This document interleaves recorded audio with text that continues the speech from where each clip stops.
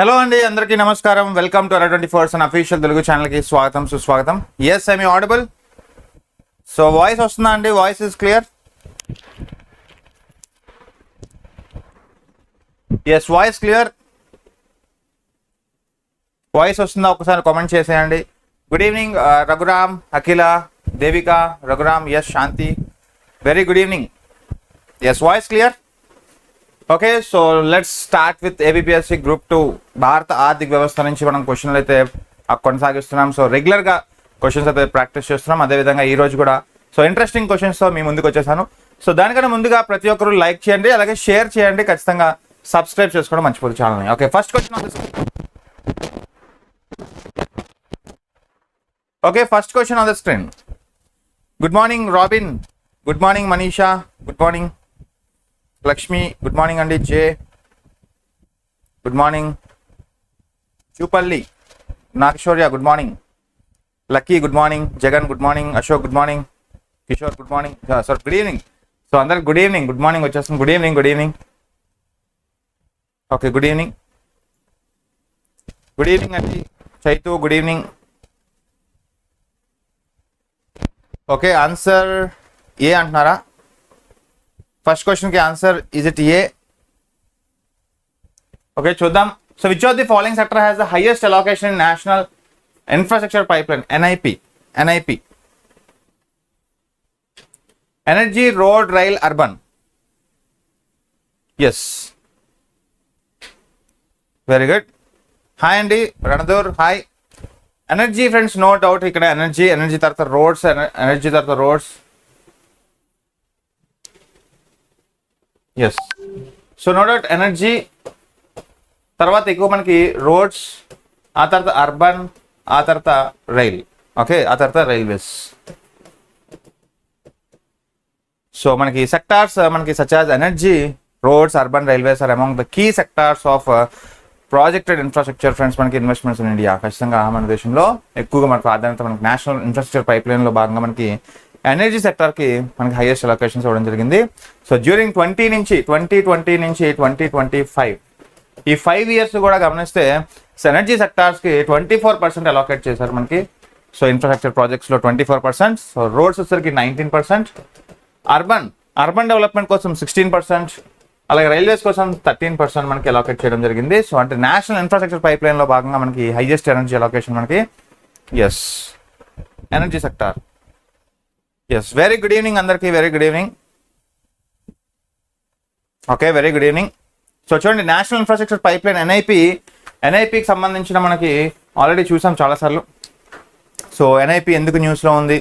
Okay, so NIP మనకి ఏం చేస్తుంది NIP అనేది మనకి ఒక టైప్ ఆఫ్ సో చెప్తాం. Okay, yes. Next one. Yes, అలాగే ఇంకొకటి ఫ్రెండ్స్ మనకి చాలా important. What is the type of expenditure by centre, states and private sector?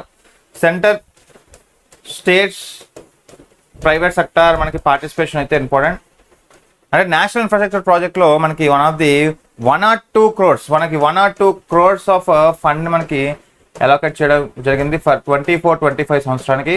So 24-25 సంవత్సరానికి మనకి మొత్తం నేషనల్ ఇన్ఫ్రాస్ట్రక్చర్ ప్రాజెక్ట్కి మనకి మొత్తం 102 కోట్లు ఖర్చు పెట్టబోతున్నారు. అయితే దీనికి సంబంధించిన రేషియో అడుగుతారు మనకి 39:22. సో చాలా ఇంపార్టెంట్.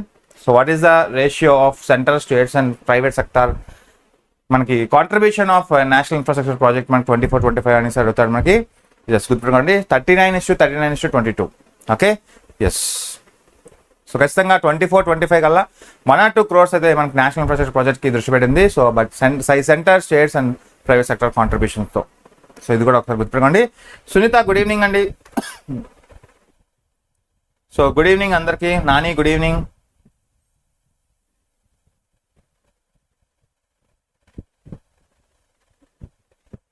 గుడ్ ఈవినింగ్ అందరికీ. Okay, next one. Answer A is the right answer. So under national pipeline project మనకి సో ఇన్ఫ్రాస్ట్రక్చర్ మనకి so important.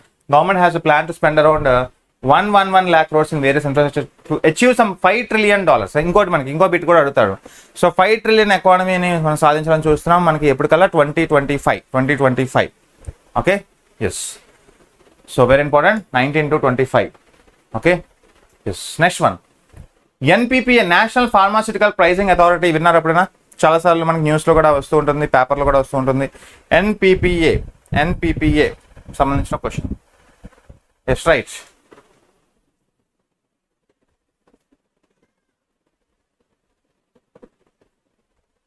So which of the following are correct? Which of the following are correct?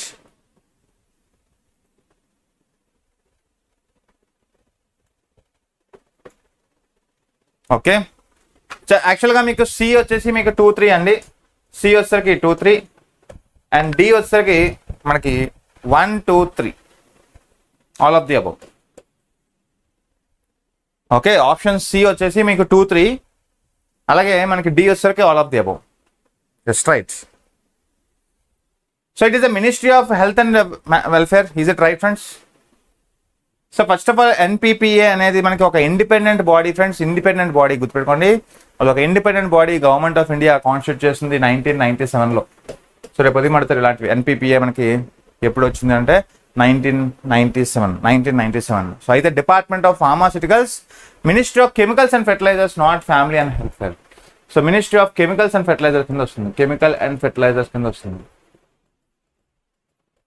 So మీరు గుర్తుపెట్టుకోండి, అంటే జనరల్గా department of pharmaceuticals అనగానే మనకి chemicals and ఫెర్టిలైజర్స్కి వస్తుంది, not family and welfare. So answer 1 wrong అయితే సో మీకు 2 పోతాయి. సో అన్నీ పోతాయి కదా. అయితే ఆన్సర్ మీకు 2, 3 ఇస్ రైట్ ఆన్సర్ సి. అంటే ఇంకా డౌట్ లేదు, ఇంకా తిరగలేదు మీకు. సో డైరెక్ట్గా ఆన్సర్ సి అని పెట్టేయచ్చు, 2, 3. ఓకే, సో ఎందుకంటే మనకి it fixes the or revises the prices of control drug. Yes, NPPA will pricing authority అనమాట. It fixes and regulates the prices of pharmaceutical drugs. అలాగే it implements the provisions of drug DPCO. ఖచ్చితంగా DPCO యొక్క ప్రొవిజన్స్ని implement చేస్తుంది, no doubt. So ఒకసారి గుర్తుపెట్టుకోండి, answer మనకి C. So ఇక్కడ చూడండి, NPPA is responsible for fixing and revising the prices of pharmaceutical products. అంటే మనకి ఫార్మాస్యూటికల్ ప్రొడక్ట్స్ యొక్క డ్రగ్స్ యొక్క ప్రైజెస్ అవన్నీ కూడా మనకి రివైజ్ చేసేది, ఓకే, ఫిక్స్ చేసేది మనకి ఎన్పిపిఏ అథారిటీ. సో ఎన్పిపిఏ అనేది ఒక ఇండిపెండెంట్ బాడీ. 1997లో మనకి ఎస్టాబ్లిష్ చేశారు government of India. Okay, so independent body. So ఇది డిపార్ట్మెంట్ ఆఫ్ ఫార్మాస్యూటికల్స్లోకి వస్తుంది, ministry of chemical and fertiliser. Okay, జనరల్గా ఇవన్నీ కూడా రెగ్యులర్గా మీరు గమనిస్తుండండి, న్యూస్లో కవర్ అవుతూ న్యూస్లో ఎక్కువగా కవర్ అవుతూ ఉంటాయి. Yes, next one. Okay, next క్వశ్చన్కి వెళ్ళిపోదాం. Yes, which are the following are a part of index of industrial production, IIP. మనం ఐఐపి గురించి చెప్పుకుంటాం. ఐఐపి యొక్క రిలీజ్ ఎవరు చేస్తారు? సో ఐఐపిని రిలీజ్ చేసేది ఎవరు? సో ఐఐపిని రిలీజ్ చేసేది ఎవరు ఫ్రెండ్స్ మనకి? సో రిలీజ్డ్ బై చెప్పండి. సో ఇండెక్స్ ఆఫ్ ఇండస్ట్రియల్ ప్రొడక్షన్లో మనకి పార్ట్ ఏది? Mining and quarrying, electricity generation, construction, forestry. 1, 2, 2, 3, 1, 2, 3 all of the above.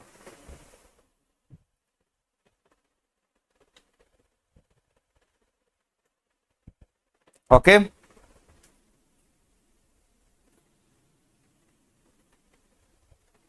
Yes, 1, 2 DPIT. Very good. So మనకి released by DPIIT friends, DPIIT. So ఇది మనకి ministry of మనకి office of economic adviser కింద వస్తుంది. Office of economic adviser కింద వస్తుంది. So department of promotion of industrial and internal trade. Department of promotion of industrial and internal trade కింద వస్తుంది. So అయితే ఇక్కడ మనకి 8 కోర్ సెక్టార్స్ కదా. 8 కోర్ సెక్టార్స్ మనకి లెక్కిస్తుంది మనకి ఐఐపి. 8 కోర్ సెక్టార్స్లో మనకి ఏమొస్తాయి? 1, 2 ఆల్ ఆఫ్ ది అబౌవ్, 1, 2, 3 1, 2, 3 అంటున్నా చూద్దాం. 2, 3 ఎస్. యాక్చువల్గా మైనింగ్, మనకి manufacturing, yes, construction. Is it right? Okay,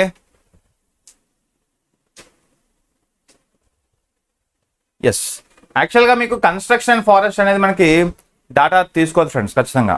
okay, so India exclude చేసింది యాక్చువల్గా మనకి కొన్ని పారామీటర్స్ని ఎక్స్క్లూడ్ చేసింది. 8 కోర్ సెక్టార్స్లో ఉండవు అనమాట. సో లైక్ మనకి India is excluded this type of construction. యాక్చువల్గా కన్స్ట్రక్షన్ అనేది ఒకప్పుడు మనకి ఐఐపీ లెక్కించేది, బట్ ఇప్పుడు కన్స్ట్రక్షన్ ఫీల్డ్ మనకి ఎక్కించేది. అలాగే గ్యాస్ అండ్ వాటర్ సప్లై కూడా మనకి గ్యాస్ అండ్ వాటర్ సప్లై, అలాగే ఫారెస్ట్రీ, ఇవేమీ కూడా మనకి కోర్ సెక్టార్స్లోకి రావు. So answer 1, 2 is the right answer. Answer A is the right answer. Okay, యాక్చువల్గా మనకి ఈ స్కోప్ ఆఫ్ ఐఐపిని రికమెండ్ చేసింది ఎవరు అంటే మనకి United Nation friends, United Nation SO. Okay, so అంటే మనకి యునైటెడ్ నేషన్ స్టాటిస్టికల్ ఆఫీస్ ఉంటుంది కదా, యుఎన్ఎస్ఓ అంటే యునైటెడ్ నేషన్ స్టాటిస్టికల్ ఆఫీస్ మనకి రికమెండ్ చేసింది ఈ ఐఐపి యొక్క స్కోప్ని. అయితే ఇక్కడ మనకి మైనింగ్, అలాగే మనకి టైప్ ఆఫ్ ఎలక్ట్రిసిటీ జనరేషన్ కావచ్చు, క్వారింగ్ కావచ్చు, ఓకే మనకి గ్యాస్ అండ్ వాటర్ సప్లై కావచ్చు, ఇవన్నీ కూడా పరిగణించింది. కానీ gas and water supply construction మనకి మన భారతదేశం ప్రజెంట్ అయితే మన భారతదేశం వాటిని అవైలబుల్గా తీసుకోవట్లేదు కోర్ సెక్టార్స్గా. ఎస్, అదే అంటాను. అకార్డింగ్ టు యుఎన్ చూడండి ఇక్కడ రాశాను, the scope of index IIP as recommended by UN includes mining, manufacturing, construction, electricity, gas and water supply. కానీ but due to constraints of data availability మన India IIP compiled in India has excluded the construction, gas and water supply sectors, and forestry is not a part of industrial activity. Actually forestry అనేది industrial part కాదు కాబట్టి అది ఈజీగా neglect చేసేది, ఎందుకంటే forestry industrial activity కాదు కాబట్టి. Okay, అర్థమవుతుంది ఫ్రెండ్స్. జనరల్గా అకార్డింగ్ టు యుఎన్ఎస్ఓ సో ఈ వాటర్ అండ్ గ్యాస్ సప్లై కావచ్చు, అలాగే మనకి సో కన్స్ట్రక్షన్ ఫీల్డ్ కావచ్చు, సో ముఖ్యంగా మనకి కంటెంట్ చేసింది. కానీ so due to our data not availability ప్రకారం so here we are not including that. Yes, that is important. So అలాగే ఐఐపి రిలీజ్డ్ బై మనకి department of promotion of industrial internal trade. Okay, next one, graded surveillance measure GSM. విన్నారు ఎప్పుడైనా GSM? Graded surveillance measure recently seen news is related to which of the following అండి? Yes, struck అయిందా?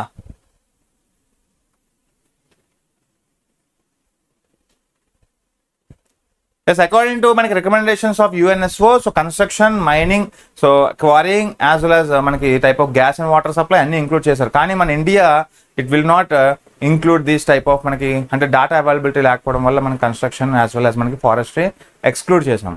So that is the important. Okay, yes, యాక్చువల్గా మనకి ఒక type of capital market regulator SEBI introduce చేసింది friends. Very good. So graded surveillance measure అనేది మనకి introduced by one of the capital market regulator. మనకి capital market regulator ఏదైతే మన దేశంలో SEBI, security exchange board of India, మనకి ఒక type of to keep a tab on securities. అంటే securities అంటే ఇక్కడ ఏంటి మనకి షేర్స్. ఓకే, సెక్యూరిటీ అంటే షేర్స్. సో సెక్యూరిటీ షేర్స్ని కంటిన్యూస్గా మనకి చెక్ చేయడమే దీని యొక్క పని. ఓకే, సో ఖచ్చితంగా ఒక టైప్ ఆఫ్ అబ్నార్మల్ ప్రైజెస్కి వెళ్ళిపోతాయి ఒకసారి, కొన్నిసార్లు మనకి డౌన్ అయిపోతాయి. సో అలా అబ్నార్మల్ మనకి ఫ్లక్చువేషన్స్ రాకుండా సో గ్రేడ్ సర్వేలెన్స్ సిస్టమ్ అనేది మనకి యూజ్ చేస్తుంది SEBI. Okay, so B is right answer. So ఖచ్చితంగా companies listed on stock exchanges సంబంధించింది. ఒకసారి చూసుకుంటే కనుక చూడండి ఇక్కడ, so SEBI has introduce the grade surveillance measure to keep the tab on securities or shares of these companies which witness an abnormal price rise that is not commensurate with the financial health and fundamentals of the company. జనరల్గా చూడండి, company ఒక best performing company సడన్గా దాని యొక్క price తగ్గిన, సడన్గా దాని యొక్క పెర్ఫార్మెన్స్ తగ్గిన, so it will result in capital flight అనమాట. అంటే మనకి క్యాపిటల్ అనేది ఫ్లైట్ ఆఫ్ అయిపోతుంది, విత్డ్రా అయిపోతుంది యాక్చువల్గా. సో అది మంచిది కాదు యాక్చువల్లీ. సో అలాగే the underlying principal behind the graded surveillance measure is to alert and protect investors trading in security. మన దేశంలో ఇలాంటి గ్రేడెడ్ సర్వేలెన్స్ సిస్టమ్ ఉందనుకోండి, సో ఇన్వెస్టర్స్ ఒక సెంటిమెంట్స్ ద్వారా so they will hold the investors actually.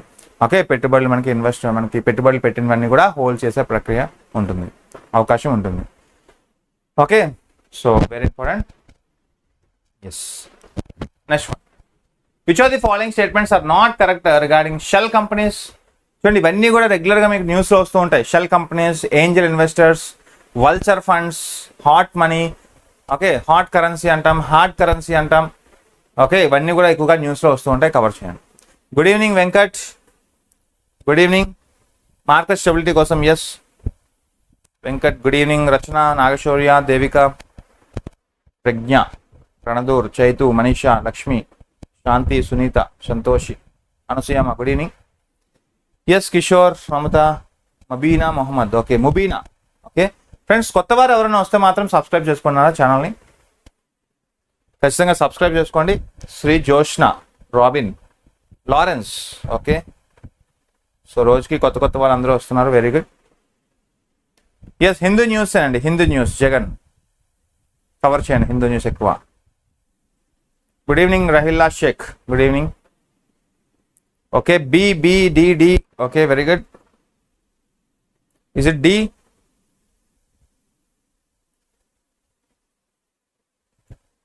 Okay, అందరూ ఏ కానీ D కానీ B కానీ అంటున్నారు, బట్ సి అనేది ఎవ్వరూ పెట్టలేదు. So answer C is the right answer. Yes, companies act నుంచి. Yes, very good. యాక్చువల్గా షెల్ కంపెనీస్ యొక్క డెఫినేషన్ ఎక్కడ కూడా క్లియర్గా మెన్షన్ చేయలేదు ఫ్రెండ్స్. అకార్డింగ్ టు కంపెనీస్ యాక్ట్లో మనకి ఎక్కడ కూడా క్లియర్గా డిఫైన్ చేయలేదు. షెల్ కంపెనీస్ అనేవి ఒక మల్టిపుల్ లేయర్స్ ఆఫ్ కంపెనీస్ యాక్చువల్గా. ఓకే, అంటే ఒక టైప్ ఆఫ్ బినామీ ఎలాగైతే అంటామో, ఫర్ ఎగ్జాంపుల్ కంపెనీస్ ట్యాక్స్ తప్పించుకోవడానికి బినామీ పేరుతో కొన్ని అదర్ షెల్ కంపెనీస్ పెడతాయి. ఫర్ ఎగ్జాంపుల్ మీరు ఉన్నారు ఫ్రెండ్స్, బీటెక్ కంప్లీట్ చేశారు, బీటెక్ కానీ డిగ్రీ కానీ కంప్లీట్ చేసి మీరు ఒక రెజ్యూమే తయారు చేసి చూసారు, ఒక ఫేక్ సర్టిఫికేట్స్ పెట్టుకుంటారు కదా. సో పలానా కంపెనీ నుంచి నేను ఒక 6 months 1 year 2 years 3 years experience పొందాను అని చెప్పి ఒక ఫేక్ సర్టిఫికేట్ తీసుకుంటారు. ఒకవేళ అంటే కొంతమంది చేసుకుంటారు అలాగా.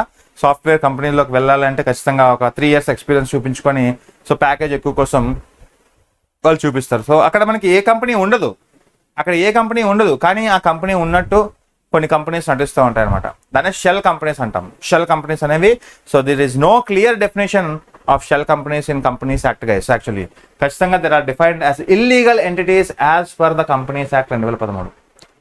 So C is the right answer. Yes. So good evening Venky. Yes, very good. So ఏం లేదు ఫ్రెండ్స్, షెల్ అంటే ఏంటి మనకి నత్త తెలుసు కదా మీకు. షెల్ కంపెనీస్ ఎందుకు వచ్చాయంటే పేరు డొల్ల కంపెనీస్ అని అర్థం. అంటే డొల్ల అనమాట, లోపల ఏమీ ఉండదు, జనరల్గా బోర్డు మాత్రమే ఉంటుంది. సో కంపెనీస్ ఎందుకు ఏర్పడతాయి అంటే ఒక టైప్ ఆఫ్ ఒక లేయర్ ఆఫ్ కంపెనీస్ అనమాట. ఒక layer of companies to type of will be created యాక్చువల్గా. So layer of companies will be created for the purpose of diverting some money. So మనకి money laundering కోసం చేస్తారు యాక్చువల్గా. Okay, so చెప్పంగా చిన్న example మనం జనరల్గా చేస్తూ ఉంటాము, మన ఫ్రెండ్స్ చేసే ఉంటారు అలా, back door. Okay, answer C friends. So there is no clear definition of what a shell company is in the Companies Act or the other act, but typically shell companies include the multiple layers of companies that has been created for the purpose of diverting some money or for money laundering or tax avoidance. So tax తప్పించుకోవడానికి చాలా మంది మనకి డొల్ల companies నడిపిస్తుంటారు. వాటిలో బినామీ నేమ్స్తో మనకి shell companies నడిపిస్తుంటారు, డొల్ల కంపెనీలు. Okay, so అలాగే మనకి most shell companies do not have any active business operations and they do not manufacture any product or deal in any procedure.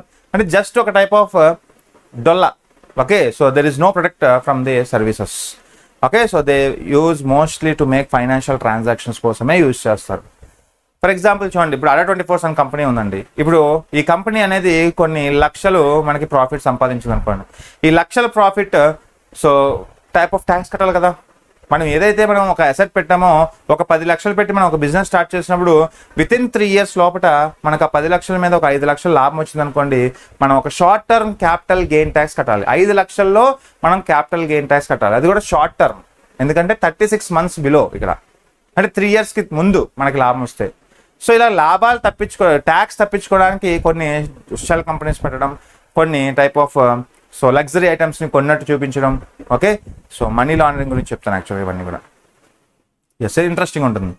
అంటే ఇవన్నీ కూడా బేస్ ఎరోషన్ ప్రాఫిట్ షిఫ్టింగ్లోకి వస్తాయి. బేస్ ఎరోషన్ ప్రాఫిట్ షిఫ్టింగ్ విన్నారు ఎప్పుడైనా? For example Kia Motors ఉంది. ఇప్పుడు Kia Motors south Korea వాడు Kia Motors మన దేశంలో ఏర్పాటు చేశాడు అనంతపూర్లో. ఈ అనంతపూర్లో ఉన్న కియా మోటార్స్ ఏం చేసిందంటే ఒక 5 లక్షలు లాభం పొందిందండి. 5 లక్షలకి గవర్నమెంట్ ఆఫ్ ఇండియాకి ట్యాక్స్ కట్టాలి, కార్పొరేట్ ట్యాక్స్ అవ్వచ్చు. Okay, so capital gain tax అంటాం. ఈ క్యాపిటల్ గెయిన్ ట్యాక్స్ తప్పించుకోవడానికి ఏం చేస్తుందంటే తనకున్న ప్రాఫిట్ ఏదైతే ఉందో అది సౌత్ కొరియాకి తరలిస్తుంది అనమాట. తరలించి అక్కడ మనకి లగ్జరీ ఐటమ్, అక్కడ నుంచి ఒక లగ్జరీ ఐటమ్స్ కొన్నట్టు, అక్కడ ఒక టైప్ ఆఫ్ పర్చేస్ చేసినట్టు, ఇన్ఫ్రాస్ట్రక్చర్ పర్చేస్ చేసినట్టు చూపిస్తాయి. సో దాన్నే బేస్ ఎరోషన్ ప్రాఫిట్ షిఫ్టింగ్ అంటాం. Base erosion profit shifting. Okay, next one. Consider the following statements regarding invest India. Yes, invest ఇండియాకి సంబంధించి క్రింది ప్రకటనలు పరిగణించండి. Which of the following are correct? So D వచ్చేసి none of the above option. D వచ్చేసి none of the above option.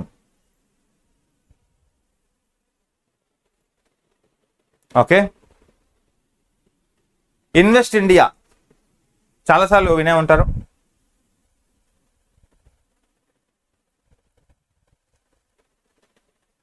Okay,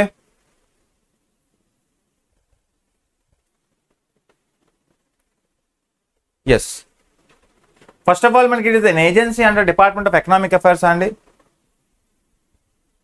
yes, యాక్చువల్గా invest India అనేది ఒక ఇన్వెస్టర్స్కి ఒక సింగిల్ పాయింట్ రిఫరెన్స్ అనమాట, సింగిల్ పాయింట్ ఆఫ్ రిఫరెన్స్గా పనికొస్తుంది. ఓకే, సో ఇది ఒక ఏజెన్సీ అండర్ మనకి ministry of commerce and industry. Okay, it does not comes under economic affairs. So మనకి ఇది ఒక non profit agency, but it is an agency under one of the ministry of consumer affairs and industry. So commerce and industry యాక్చువల్గా. Okay, so డిపిఐటీలోకి వస్తుంది, డిపిఐటీలోకి వస్తుంది. So ఖచ్చితంగా answer మనకి only 2 is right answer. Answer 1 is right answer, only 1 is right answer. So invest India అనేది ఒక type of single point reference for any investors అయింది మన భారతదేశంలో ముఖ్యంగా. So national investment promotion and facilitating agency of India and acts as the first point of reference for investors in India. Okay, ఇది మనకి setup చేశారు as a non profit venture under the department for promotion of industry and internal trade, so ministry of consumer and industry. Okay, so ఎప్పుడైతే మీకు so department of promotion of industry internal trade అన్నామో ఖచ్చితంగా అది ministry of మన commerce and industry కింద వస్తుంది. Yes, so జనరల్గా invest India అనేది ఒక type of platform friends for every investor. అది ఫారెన్ ఇన్వెస్టర్ అవ్వచ్చు, ఇండియన్ ఇన్వెస్టర్ అవ్వచ్చు. సో ఎవ్రీ ఇన్వెస్టర్ ఒక సింగిల్ పాయింట్ ఆఫ్ రెఫరెన్స్ ఏదైనా ఉందంటే అది ఇన్వెస్ట్ ఇండియా. సో దీన్ని బట్టి సో ఏ కంపెనీస్లో ఇన్వెస్ట్ చేయాలి, సో ఇది ఒక single platform, single window platform అనమాట. So where we can know how to invest in India, how to invest in platforms. Okay, yes, next one. Which are the following statements are true regarding Swiss challenge? Good evening అండి Farah. Okay, good evening. Yes, okay.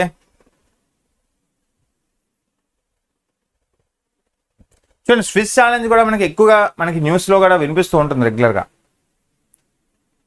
So what is right answer?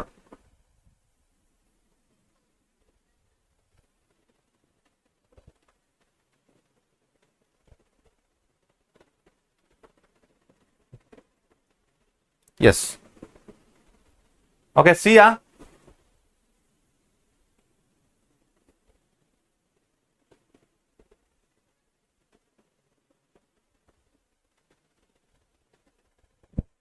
Yes, జనరల్గా మనకి చూడండి governments కొన్నిసార్లు bids వేస్తుంది, అంటే tenders పిలుస్తుంది అనమాట. For example మనకి ఒక రోడ్స్ వేయాలి, ఫర్ ఎగ్జాంపుల్ అమరావతికి ఒక టైప్ ఆఫ్ రోడ్స్ వేయడం కానీ, అమరావతి స్ట్రీట్ లైట్స్ వేయడం కానీ. సో అలాగే మనకి అమరావతి క్యాంటీన్స్కి ఒక టైప్ ఆఫ్ మనకి మెయింటైన్ చేయడం కోసం ఒక టెండర్స్ పిలిచడం కానీ, ఇలాగ మనకి బిడ్స్ వేస్తుంది గవర్నమెంట్. సో బేసికల్గా కొన్ని కంపెనీస్ అనేవి సో అవి ఒక టైప్ ఆఫ్ ఒక మంచి ప్లాన్తో వస్తాయి అనమాట. ఏ ప్లాన్ అయితే గవర్నమెంట్కి నచ్చిందో సో ఆ ప్లాన్ అనేది సో ఆ కంపెనీస్కి ఆ కాంట్రాక్ట్ అనేది ఇస్తుంది. సో దాన్ని స్విస్ ఛాలెంజ్ అంటాం సింపుల్గా. స్విస్ ఛాలెంజ్ అనేది nothing but it is the method of awarding projects by the government. So governments ఇచ్చే ప్రాజెక్ట్స్. ఓకే, స్విస్ ఛాలెంజ్ అనేది సో గుర్తుపెట్టుకోండి. స్విస్ ఛాలెంజ్ అనేది జనరల్గా basically the company whose plan is the best and selected by government select చేసే ఒక type of plan. Okay, so అతి తక్కువ టెండర్లతో అతి తక్కువ మనకి ఖర్చుతో ఎవరైతే మనకి ముందుకు వస్తారో సో కాంట్రాక్ట్స్, సో వాళ్ళకి మనకి అవార్డ్ చేయడం, వాళ్ళకి ప్రాజెక్ట్ని అవార్డ్ చేయడం, వాళ్ళకి ఈ యొక్క కాంట్రాక్ట్ని మనకి అవార్డ్ చేయడం దీని యొక్క ముఖ్య ఉద్దేశం. Okay, so it's given a chance in the bid process to match the highest or lowest bid and they get preference to do that project. This is called Swiss challenge. Yes, important. So ఇవన్నీ కూడా జనరల్గా మీరు చూస్తూ ఉండండి, గమనిస్తుండండి. న్యూస్లో కూడా ఎక్కువ cover అవుతూ ఉంటుంది రెగ్యులర్గా మనకి. సో గవర్నమెంట్ ఆఫ్ తెలంగాణ కావచ్చు, గవర్నమెంట్ ఆఫ్ ఆంధ్రప్రదేశ్ కావచ్చు, ఇలాంటి ఒక type of Swiss challenges participate చేయమని టెండర్స్ని ఆహ్వానిస్తుంది. ఓకే, ఎవరైతే బెస్ట్ ప్లాన్తో అది కూడా మనకి అఫోర్డబుల్ ప్లాన్తో మనకి వస్తారో వాళ్ళకి ఈ యొక్క ప్రాజెక్ట్స్ని అప్పచెప్తారు అనమాట. Yes, next one. Recently, Government of India launched a Champions online platform which is related to what? Exports, MSME, startups, banks. Yes, Champions online portal.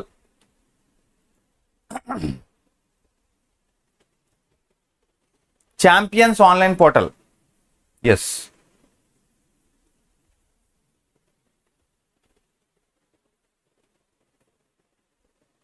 Okay. అసలు ఫస్ట్ ఆఫ్ ఆల్ ఛాంపియన్స్ యొక్క ఫుల్ ఫామ్ ఏంటో తెలిస్తే మీకు దేనికి సంబంధించింది అని అర్థమైపోతుంది. ఎంఎస్ఎంఈయా R C startups అంటున్నారు కొంతమంది, సో ఎంఎస్ఎంఈ అంటున్నారు కొంతమంది. Yes, free bus from August 15th. అవును.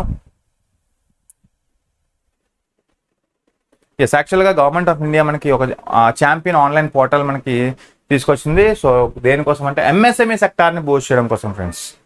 Okay, so what is the type of champions యొక్క ముఖ్య ఉద్దేశం ఏంటంటే, సో మనకి ఒక మోడర్న్ ప్రాసెస్లో వెళ్ళడం. Okay, so creation and harmonious application of modern process for increasing the output and national strength అని ఒక టైప్ ఆఫ్ ఫుల్ ఫామ్ అనమాట. సో ఛాంపియన్స్ అనగానే ఒకసారి గుర్తుపెట్టుకోండి. So what is the full form of champions? Creation and harmonious application of modern process for creation for increasing of output and national strength.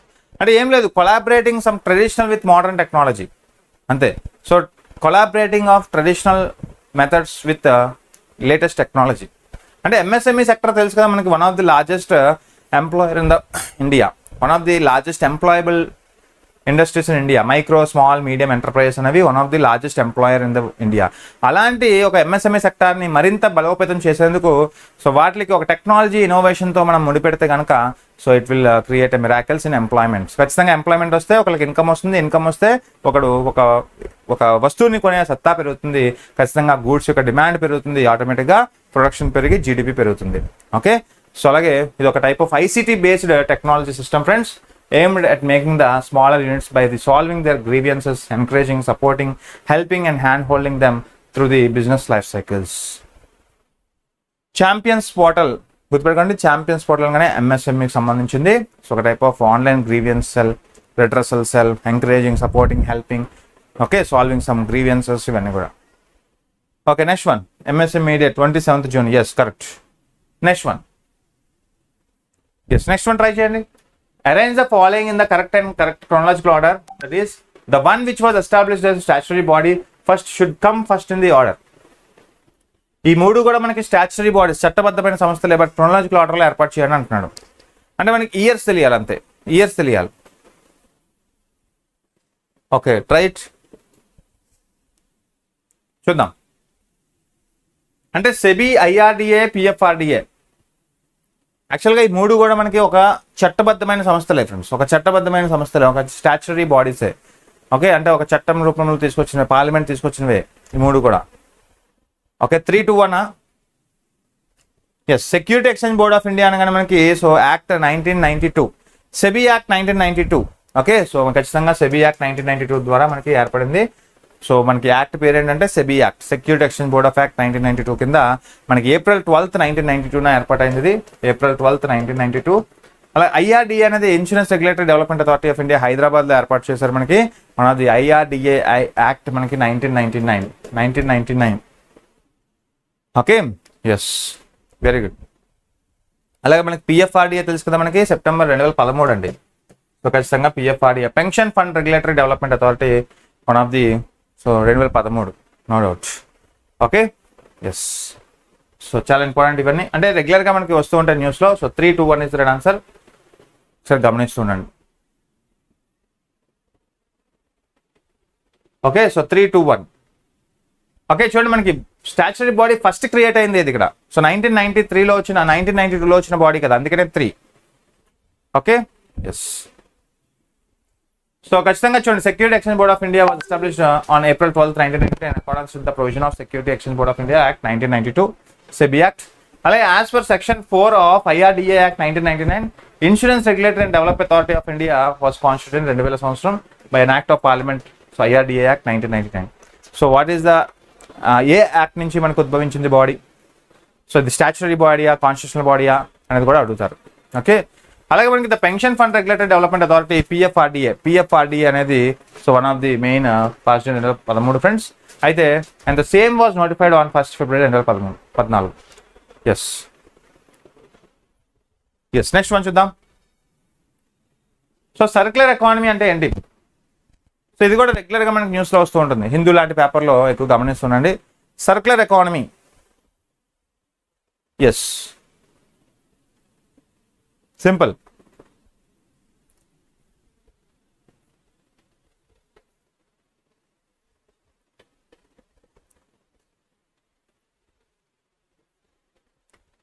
Okay,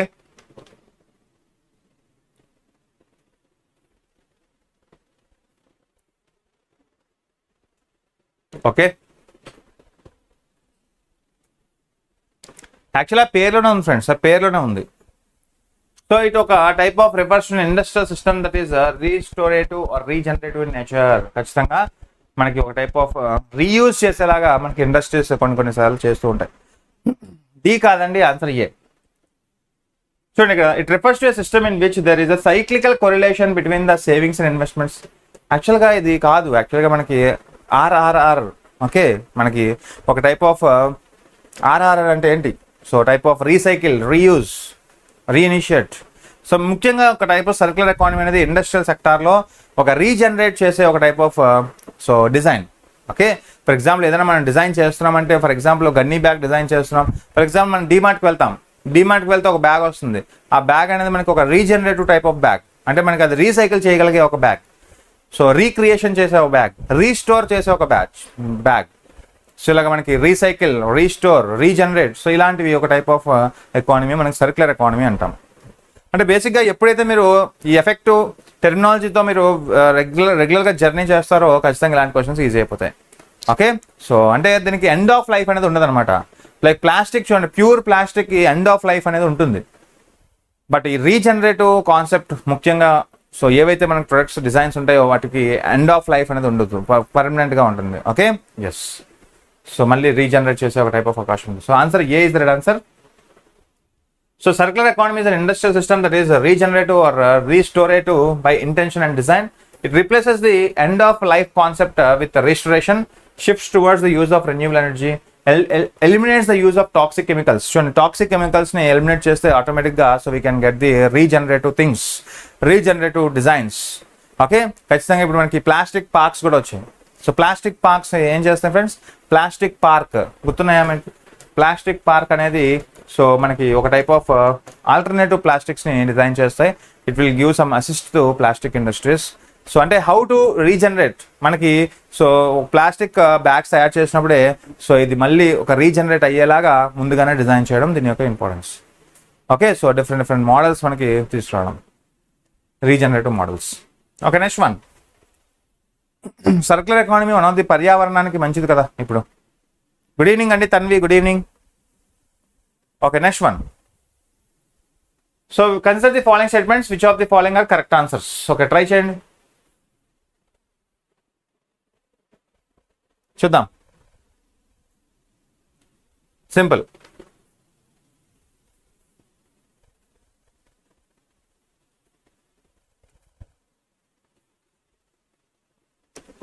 okay,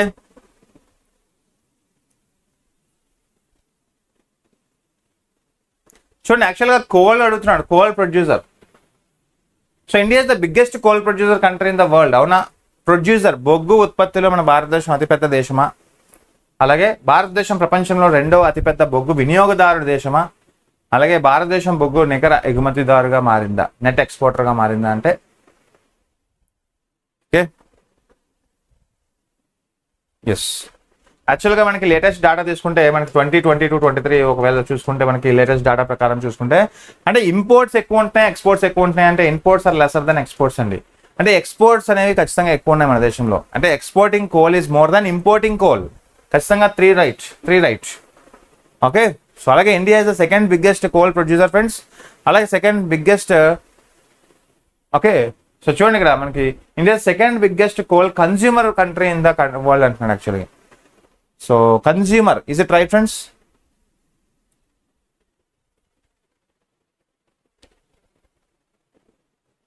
yes, యాక్చువల్గా answer మనకి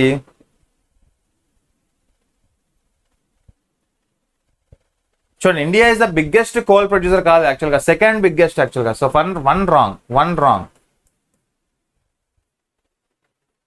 మీరు గమనించండి. So మనకి biggest coal ప్రొడ్యూసరా అంటే మనకి no friends, యాక్చువల్గా India is the second biggest coal producer అండి. ఓకే, సో గుర్తుపెట్టుకోండి. సో ఖచ్చితంగా చైనా మనకి లీడ్ చేస్తుంది, చైనా లీడ్ చేస్తుంది.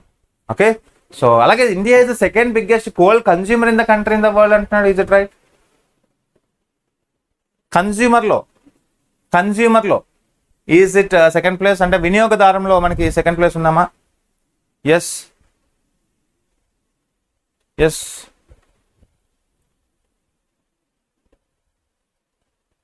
ఇట్స్ యాక్చువల్గా సెకండ్ కరెక్టే కానీ ఆప్షన్లో 2, 3 లేదు కదా. సో యాక్చువల్గా నేను చిన్న తప్పు ఇచ్చాను. సో ఆన్సర్ 2, 3 అండి. సో ఒక్కసారి చిన్న మిస్టేక్. సో యాక్చువల్గా ఇది 2 యాక్చువల్గా చిన్న మిస్ అయింది ఇక్కడ. 1 సెకండ్ మళ్ళీ మారుస్తాను, ఒక్క నిమిషం. సారీ, చిన్న మిస్టేక్ కాదు, పెద్ద మిస్టేకే. So 2, 3 is the right answer.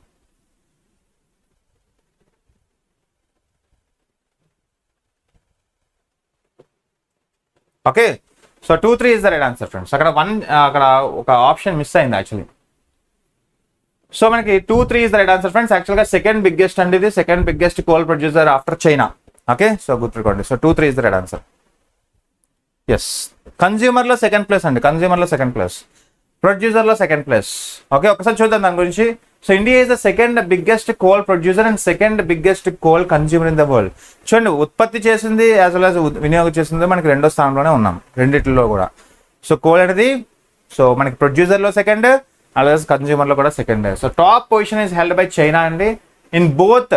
చూడండి, బోత్ కేసెస్లో ప్రొడక్షన్ కన్జంప్షన్లో మనకి రెండిట్లో కూడా చైనా అండి. సో చాలా చాలా ఇంపార్టెంట్ ఇవన్నీ కూడా. So China is the largest producer as well as largest consumer in the world coal బొగ్గులో. ఓకే, అలాగే and USA is just next to the India. So అంటే మనకి China, India as well as USA. So చాలా important friends, గుర్తుపెట్టుకోండి. So China, India, USA production and consumption మూడిట్లో కూడా same. Okay, గుర్తుపెట్టుకోండి. Yes, అలాగే మనకి 893 MT ఆఫ్ కోల్ని మనం ఎక్స్పోర్ట్ చేస్తే, ప్రొడ్యూస్ చేస్తే, ఇక్కడ చూడండి ఇంపోర్టెడ్ ఓన్లీ అరౌండ్ 148 అంట. అంటే మనకి ఇక్కడ imports are less than exports కదా, మంచిదే కదా. ఎప్పుడు కూడా గుర్తుపెట్టుకోండి, ఎక్స్పోర్ట్స్ అనేవి ఎంత ఎక్కువైతే అంత మంచిది ఇంపోర్ట్స్ మీద. We should not depend on imports, ఎందుకంటే ఇంపోర్ట్స్ మీద డిపెండ్ అయితే ఖచ్చితంగా we will give lot of dollars. So coal విషయంలో మాత్రం so we are surplus in stage. Okay, merchandise trade సర్ప్లస్లో ఉన్నాం, గుర్తుపెట్టుకోండి. సో కోల్ మాత్రం మనం ఒక అత్యంత లార్జెస్ట్ ప్రొడ్యూసర్లో ఉన్నాం, second largest producer. Okay, next one 3 wrong కాదండి, 3 రాంగ్ కాదు. So India has become net exporter in the coal. అర్థమవుతుందా?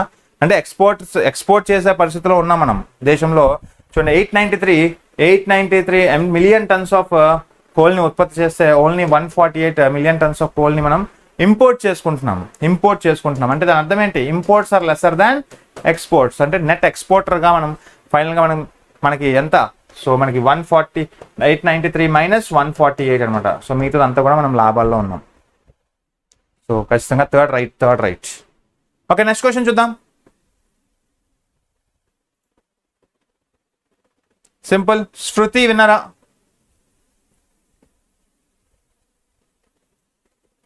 సో కోల్లో కూడా మనకి నాన్ లెగ్నైట్ ఉంటాయి. ఎస్, ఖచ్చితంగా మనకి నాన్ కుకింగ్ ఫ్యూయల్ ఉంటాయి. సో మీకు అవన్నీ కూడా చెప్పుకుంటాం. కోల్లో మనకి యాక్చువల్గా లెగ్నైట్ అంటే ఏంటి, బిటర్మస్ అంటే ఏంటి? So bituminous, anthracite, peat. Yes, pure coal వచ్చేసి ఎస్ మనకి ఒక type of red brown coal అంటాం. సో బ్రౌనిష్ కోల్ అంటాం, లైక్ లెగ్నైట్ అండ్ బిటర్మస్. ముఖ్యంగా ఆంథ్రసైట్ అనేది ఒక type of good quality coal. Bad quality coal మనకి పీట్.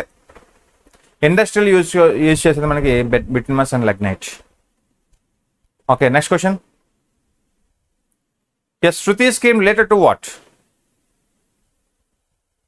ఓకే, సో ఇది ఒక ట్రెడిషనల్ ఇండస్ట్రీకి సంబంధించిన ఫ్రెండ్స్. సో రేపు ఎప్పుడైనా గుర్తుపెట్టుకోండి, టీఏ అంటే ట్రెడిషనల్ ఇండస్ట్రీకి సంబంధించింది. అంటే ఎప్పుడు కూడా core of the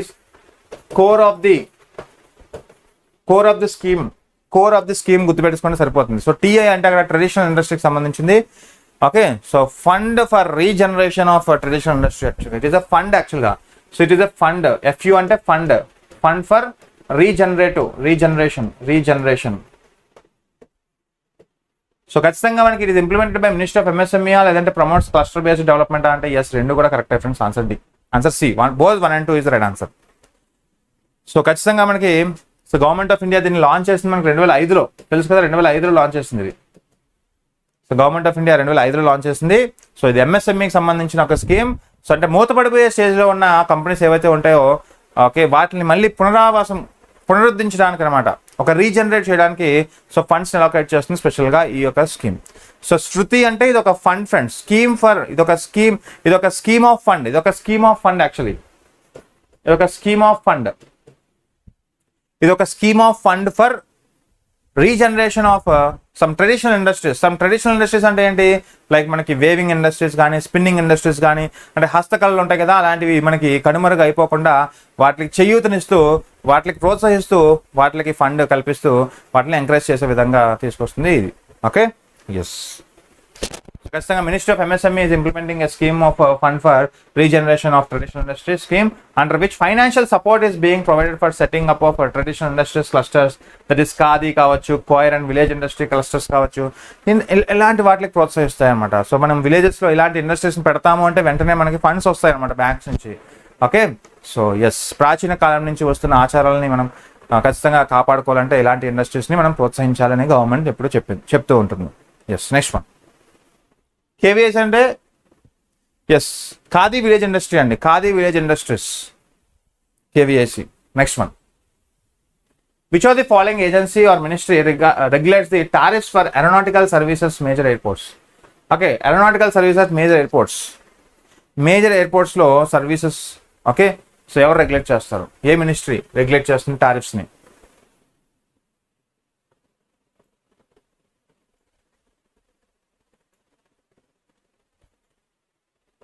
yes, right. So ఇది కూడా మనం చెప్పుకుంటాం actually.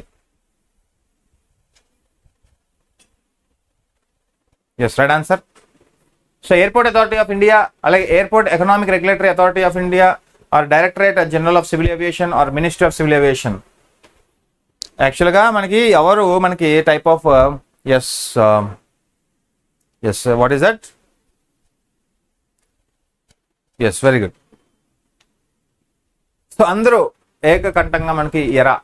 Okay, AERA, one of the airport economic regulatory authority friends. ఇది ఒక బాడీ, ఇది ఒక టైప్ ఆఫ్ కాన్స్టిట్యూషనల్ బాడీయా, స్టాచ్యుటరీ బాడీ అంటే ఇది ఒక స్టాచ్యుటరీ బాడీ ఫ్రెండ్స్, మనకి constitute under the airport authority of India act 2008. Okay, so చాలా ఇంపార్టెంట్ ఫ్రెండ్స్, ఎందుకంటే మనకి అప్పుడప్పుడు అడుగుతుంటారు. సో AERA అనేది ఒక స్టాచ్యుటరీయా, కాన్స్టిట్యూషనలా, ఎక్స్ట్రా కాన్స్టిట్యూషనల్ అడుగుతారు. ఇది ఒక statutory body constitute under the airport economic regulatory authority. So 2008 friends. So with head office ఎక్కడ అంటే Delhi. So the statutory functions of ఎరా is enriched in airport economic regulatory authority of India act. అంటే ఈ యొక్క యాక్ట్లో మనకి పొందుపరిచారు యాక్చువల్గా ఎరా యొక్క ఫుల్ ఫామ్, అంటే ఎరా యొక్క బేసిక్ ఫంక్షన్స్ ఏంటి, ఎరా యొక్క మనకి రోల్స్ ఏంటి, ఇవన్నీ కూడా మనకి సో ఈ యొక్క airport economic regulatory authority of India act 2008 నుంచి మనకి తీసుకోవడం జరిగింది.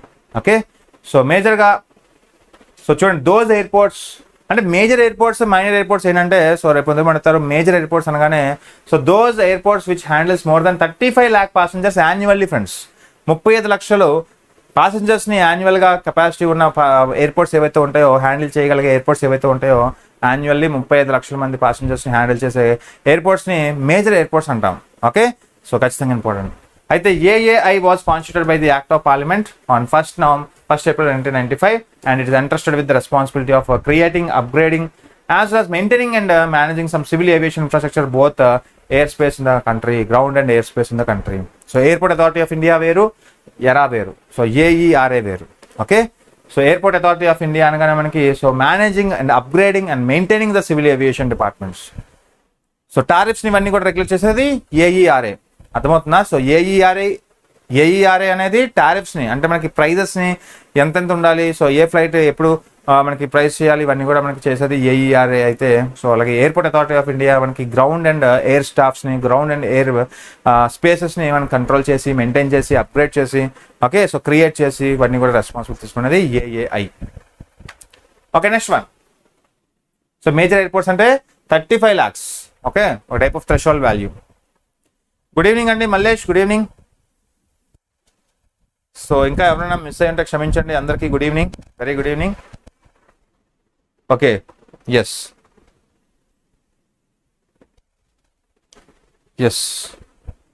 యాక్చువల్గా విశాఖపట్నం ఎంపీ భరత్ తెలుసు కదా మీకు, విశాఖపట్నం ఎంపీ భరత్, అతని వయసు కూడా 34 అండి, 35 యాక్చువల్గా 34-35, చాలా యంగెస్ట్ ఎంపీ. ఎస్, భరత్ కూడా 35 years, అంటే 1989 born, 1989, 35 years. Okay, next one. So ఖచ్చితంగా security exchange board of India SEBI. So మన credit rating agencies are regulated by CRS అంటాం, మన దేశంలో సిఆర్ఎస్ రెగ్యులేట్ చేసేది ఎవరు? So SEBI. సో సిఆర్ఎస్ యొక్క పని ఏంటంటే సో దేశంలో మనకి కంపెనీస్ యొక్క పెర్ఫార్మెన్స్ బట్టి, ఓకే, సో క్రెడిబిలిటీ బట్టి మనకి రేటింగ్స్ ఇస్తూ ఉంటుంది. సో రేటింగ్స్ ద్వారా ఖచ్చితంగా కంపెనీస్ అనేవి ఇన్వెస్ట్ చేస్తూ ఉంటాయి. Okay, yes, SEBI answer B. అలాగే మనకి మనీ మార్కెట్ రెగ్యులేటర్స్ అనగానే RBI, money market regulator RBI, capital market regulator SEBI. అలాగే Atmanirbhar Bharat, the economy has to move from command to control to plug and play. In this statement plug and play refers to, చూడండి ఎక్కువగా మనకి వినిపిస్తూ ఉంటుంది. So plug and play అంటే ఏంటి ఇక్కడ? Okay,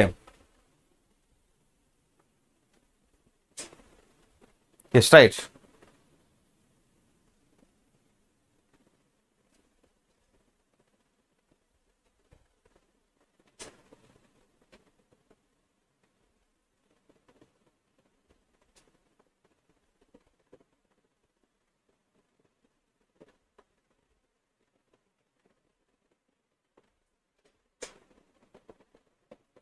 yes, యాక్చువల్గా ప్లగ్ అండ్ ప్లే అంటే ఏం లేదు ఫ్రెండ్స్, ఇది ఒక టైప్ ఆఫ్ మనకి ఒక జనరలైజ్డ్గా మనం చెప్పుకుంటే వీడియో గేమ్ చూసుకుంటాం.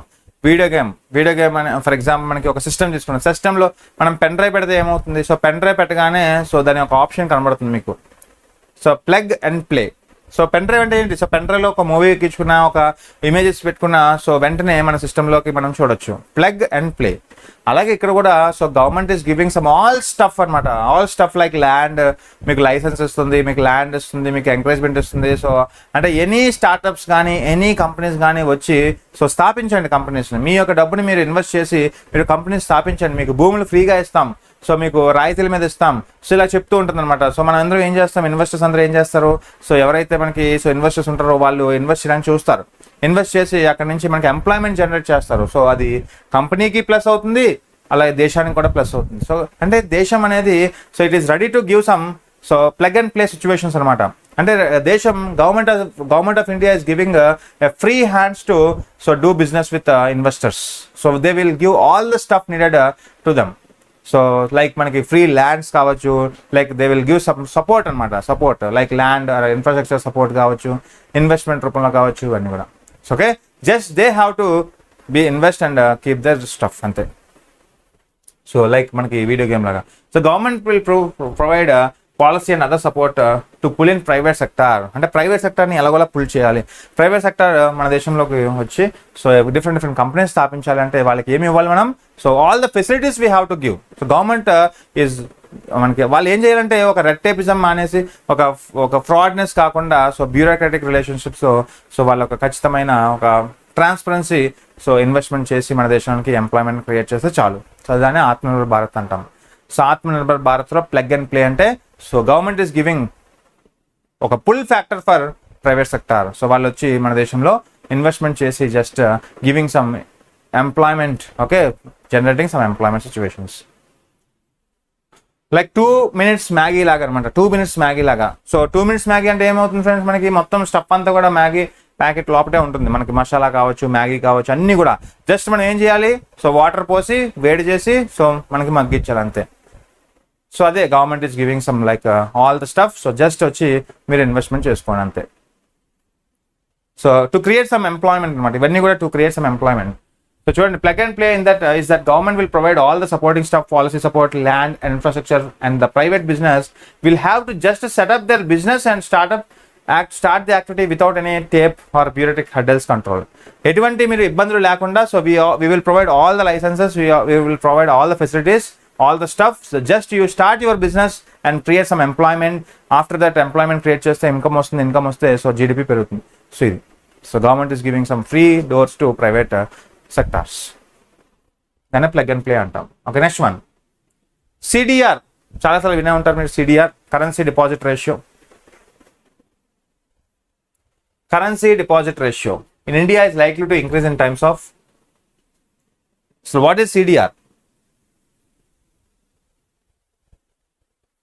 So festival seasons are subdued consumption, high monetary policy rates like bank rates or none of the above ante. So general ga manaki ratio of money held by public అంటే general గా మనకి currency held by public ఉంటుంది కదా. Currency held by public. So ఖచ్చితంగా public చేతుల్లో currency ఉంటుంది. So అది by so మనకి డిపాజిట్స్, ఓకే, బ్యాంక్ డిపాజిట్స్, మనకి money held in money held in form of bank deposits. Okay, so like మనకి so DD మనకి CU. So currency held by public by currency keep in banks. So ఇది మనకి ఎక్కువగా ఉండేది మనకి festival seasons లో కదా. అర్థమవుతుంది ఫ్రెండ్స్, ఫెస్టివల్ సీజన్స్ లో currency deposit ratio will be higher because మనకి ఎక్కువగా మనకి కరెన్సీ సో చేతుల్లో ఉండాలి కాబట్టి ఫెస్టివల్ సీజన్స్ లో వాళ్ళు డబ్బులు మనకి తీయడం స్టార్ట్ చేస్తారు. Answer A, yes, festival seasons. So currency deposit ratio అనేది ratio of money held by the public in the currency to that they hold in bank deposits. Okay, అంటే వెలాసిటీ ఆఫ్ మనీ ఎక్కువ అవుతుంది ఆ టైంలో. Velocity of money అంటే ఏంటి? For example నేను మీకు 100 రూపీస్ ఇచ్చాను. సో మీరు తీసుకొని 100 రూపీస్ తగ్గట్టు నాకు ఏదైనా ప్రోడక్ట్ ఇచ్చారు. ఈ పెన్ ఇచ్చారు అనమాట. మీకు 100 ఇస్తే నాకు పెన్ ఇచ్చారు. మీరు ఆ 100 తీసుకొని ఇంకోటికి ఇస్తారు. సో మీకు డజన్ యాపిల్స్ వస్తాయి. అలాగే మీకు ఆ 100 ఇంకోటికి ఇస్తారు. సో ఇలాగ 100 రూపీ నోట్ అనేది ఎంత తిరిగితే అంత మనకి మంచిది. So velocity of money should be more actually to prevent some black money. Okay, simple. Monetary policy యొక్క ఆబ్జెక్టివ్ ఏంటి చెప్పండి? భారతదేశంలో ఈ ద్రవ్య విధానం యొక్క మెయిన్ ఉద్దేశం ఏంటి? సో మెయిన్ ఉద్దేశం ఏంటి ఇక్కడ? సో భారతదేశంలో ద్రవ్య విధానం యొక్క లక్ష్యంతో రూపొందించబడుతుంది. ఏ లక్ష్యంతో రూపొందించబడుతుంది? Control inflation. చాలా జాగ్రత్తగా చూడండి, జాగ్రత్తగా గమనించండి. క్వశ్చన్ ఆప్షన్స్ కూడా గమనించండి జాగ్రత్తగా. ఎస్, దసరా బైక్స్ కొనేయడానికి డబ్బులు తీస్తారు. ఎస్, అంతే. All of the above. All of the above option లేదు కదా. All of the above option లేదు. డి వచ్చేసరికి none of the above. All of the above option లేదండి.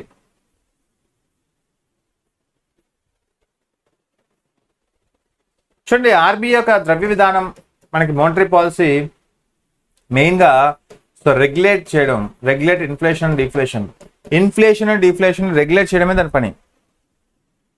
చాలా చాలా ఇంపార్టెంట్. సో అంటే ఇన్ఫ్లేషన్ కంట్రోల్ చేయడం అంటే ఏంటి? ఇన్ఫ్లేషన్ ని కంట్రోల్ చేయడం అంటే దేశంలో మనకి మనీ సప్లై అనేది ఎక్కువ అవుతున్నప్పుడు దాన్ని కంట్రోల్ చేయాలంటే మనకి తగ్గించాలి. అంటే రెపో రేట్ని ఇంక్రీజ్ చేస్తారు, అంటే వడ్డీ రేట్లు పెరుగుతాయి అనమాట. అప్పుడు మనం డిపాజిట్ చేస్తాం కదా, వెళ్ళి బ్యాంక్లో డిపాజిట్ చేస్తాం కదా, బ్యాంక్లోకి వెళ్ళి డిపాజిట్ చేస్తాం. అప్పుడు రాను ఏమవుద్ది? మనీ సప్లై తగ్గిపోద్ది కదా, అప్పుడు డీఫ్లేషన్ వస్తుంది కదా మళ్ళీ. అంటే ఇన్ఫ్లేషన్ని కంట్రోల్ చేయకూడదు. ఇన్ఫ్లేషన్ని కంట్రోల్ చేస్తే ఏమవుద్ది? మనీ సప్లై తగ్గిపోతుంది, దానికి డీఫ్లేషన్ వస్తుంది. డీఫ్లేషన్ కూడా మనకి డేంజర్ కదా. అలాగే డీఫ్లేషన్ కూడా కంట్రోల్ చేయకూడదు, ఇన్ఫ్లేషన్ వస్తుంది. అంటే సో ఖచ్చితంగా మనకి ఒక పదం ఏంటంటే ఇక్కడ మనకి రెగ్యులేట్ అనమాట. రెగ్యులేట్, కంటిన్యూస్గా పర్యవేక్షించాలి. మోనిటరీ పాలసీ దాని యొక్క పని ఏంటంటే to prevent some inflation, to prevent some deflation situations. Okay, అంటే regulate the inflation deflation situation. So answer మనకి 1 రాంగ్ అండి. కంట్రోల్ ఇన్ఫ్లేషన్ ఎప్పుడు అనకూడదు. So control deflation, control inflation అనకూడదు ఎప్పుడు కూడా. Okay, yes. అలాగే మనకి increase the foreign exchange reserves. So అసలు సంబంధమే లేదు. సో మోనిటరీ పాలసీకి ఫారెన్ ట్రేడ్కి సంబంధమే లేదు. Internal rupee currency. Monetary policy అనేది ఇంటర్నల్ రూపీ సంబంధించింది, బట్ ఇది ఎక్స్టర్నల్ రూపీ డాలర్ సంబంధించింది.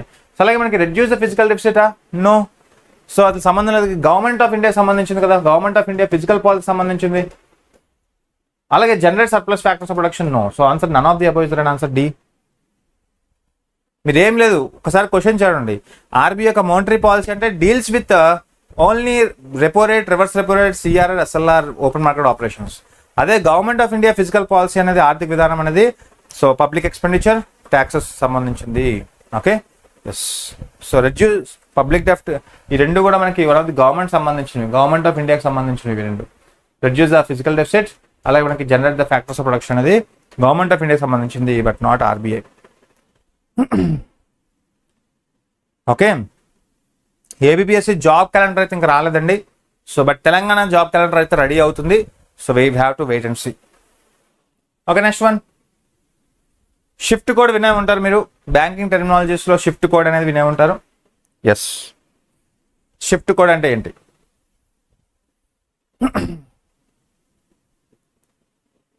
Yes, right answer shift code. అలాగే షిఫ్ట్ కోడ్ యొక్క ఫుల్ ఫామ్ ఏంటి చెప్పండి. అలాగే షిఫ్ట్ కోడ్ అనగానే మనకి దాని హెడ్ క్వార్టర్స్ ఎక్కడ, అలాగే షిఫ్ట్ కోడ్ యొక్క ఇంపార్టెన్స్ ఏంటి? ఓకే, సో ముఖ్యంగా షిఫ్ట్ కోడ్ అనగానే ఒక 8 to 11 డిజిట్ కోడ్ అండి. ఇది ఒక type of society for worldwide interbank financial telecommunication. Okay, so ఖచ్చితంగా ఇది ఒక financial message, secure financial messaging service. ఇది transport message from one bank to its interbank okay recipient. ఖచ్చితంగా answer మనకి so international banking transactions, ఖచ్చితంగా B is right answer. So గుర్తుపెట్టుకోండి, SWIFT అనేది so full form ఏంటంటే society for worldwide interbank financial telecommunication. ఒక secure financial messaging carrier it transport some message from one bank to its intended bank receipt. ఇది ఒక 8 to 11 డిజిట్ code. అలాగే SWIFT ఎక్కడ ఉందంటే మనకి headquarters Belgium Brussels. Okay, yes, very good. So ఇవన్నీ చెప్పుకో. ఐఎఫ్ఎస్సి అంటే ఏంటి, కేవైసీ అంటే ఏంటి, ఆర్టీజీఎస్ అంటే ఏంటి, నెఫ్ట్ అంటే ఏంటి, ఎంఐసిఆర్ అంటే ఏంటి, కోర్ సొల్యూషన్స్ అంటే ఏంటి, చాలా ఇంట్రెస్టింగ్గా ఉంటాయి ఫ్రెండ్స్ ఇవన్నీ కూడా concepts. Okay, next one. Yes, interesting. మనకి వైట్ లేబుల్ ఏటీఎంస్ విన్నారు ఎప్పుడైనా? వైట్ లేబుల్ ఏటీఎంస్ ఇవి కూడా రెగ్యులర్గా మనకి న్యూస్లో వస్తూ ఉంటాయి, కవర్ అవుతూ ఉంటాయి. పేపర్ చదవండి ఎక్కువగా. White label ATMs. So cash deposit అంటే మనకి నాట్ అవైలబుల్ అంటున్నాడు. White label ATMs will not provide cash deposits, regular bill payments that is available through ATMs, account information. Which are the following are correct answers? 1, 2, 2, 1, 3 and 1.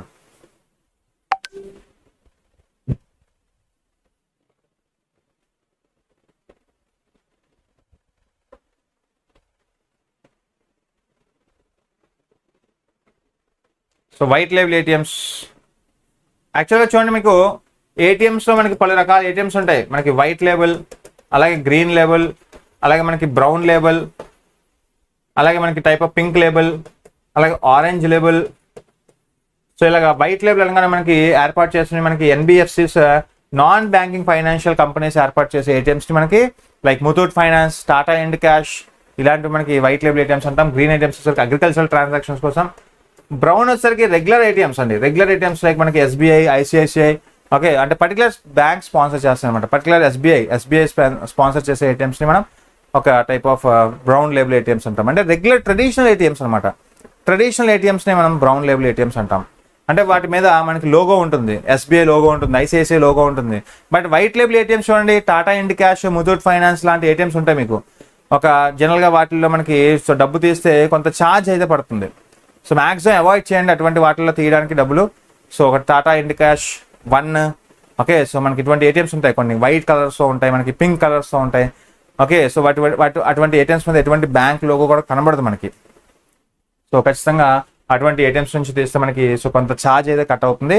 అలాగే మనకి pink label వచ్చేసరికి మనకి girls కోసం, women's కోసం మనకి తీసుకొచ్చే ATMs కొన్ని metro సిటీస్లో మనకి ఏర్పాటు చేస్తారు. అలాగే ఆరెంజ్ వచ్చేసరికి షేర్ ట్రాన్సాక్షన్స్ కోసం మనకి ముంబై లాంటి సిటీస్లో మనకి ఆరెంజ్ ఏటీఎంస్ అయితే కనబడతాయి. లైక్ ట్రేడింగ్స్ కోసం మనకి యూజ్ చేస్తారు ఈ ఏటీఎంస్ని. అయితే ఖచ్చితంగా మీకు ఇక్కడ క్యాష్ డిపాజిట్ మనకి నాట్ అవైలబుల్ ఫ్రెండ్స్. ఖచ్చితంగా వైట్ లేబుల్ ఏటీఎంస్ అనేవి క్యాష్ డిపాజిట్స్ అనేవి మనకి అందుబాటులోకి తీసుకురాదు. అంటే మీరు ఎక్కడైనా చూసారా? సో వైట్ లేబుల్ ఏటీఎంస్ లాంటి టాటా అండ్ క్యాష్ లాంటి ఏటీఎంస్లో మీకు క్యాష్ డిపాజిట్ చేసే ఫెసిలిటీ ఉంటుందా అంటే నో, ఉండదు. Like brown label ATMs will provide. Brown label ATMs like SBI, ICICI, HDFC లాంటి బ్యాంక్స్ మనకి ప్రొవైడ్ చేస్తే క్యాష్ డిపాజిట్, సిడిఎంస్ అంటాం, CDM machine. Okay, so cash deposit machine అంటాం. అలాగే regular bill payments that is available through ATMs, no, ఇది కూడా మనకి చేయదు. సో ఖచ్చితంగా మనకి రెండు కూడా ఆన్సర్సే. Account information will provide friends.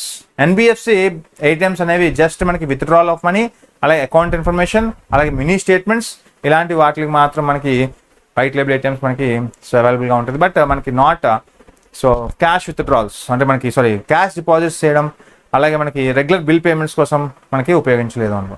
Okay, ఉపయోగించలేము. Yes, answer A 1, 2. నెక్స్ట్ చూడండి, అకౌంట్ ఇన్ఫర్మేషన్ అలాగే cash deposit, acceptance of deposits are not permitted as available, regular payments not permitted at WLA, అలాగే purchase of reload vouchers of mobiles, ఇవన్నీ కూడా మనకి mini statements, PIN changes, request of cheque books, ఇవి మనకి అవైలబుల్గా ఉంటాయి white label ఏటీఎంస్లో.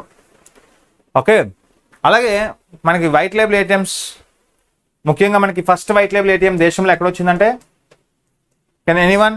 So which is the first white label ATM? మన భారతదేశంలో ఫస్ట్ వైట్ లేబుల్ ఏటీఎం మనకి ముంబై, తానే మహారాష్ట్రలో స్థాపించారు ఫ్రెండ్స్ మనకి first white label ATMs. Okay, yes, next one. So capital adequacy ratio restrains the banks from capital adequacy ratio restrains the bank from investing too much in risky assets, lending to the government, borrowing from the RBI, keeping idle deposits with the RBI.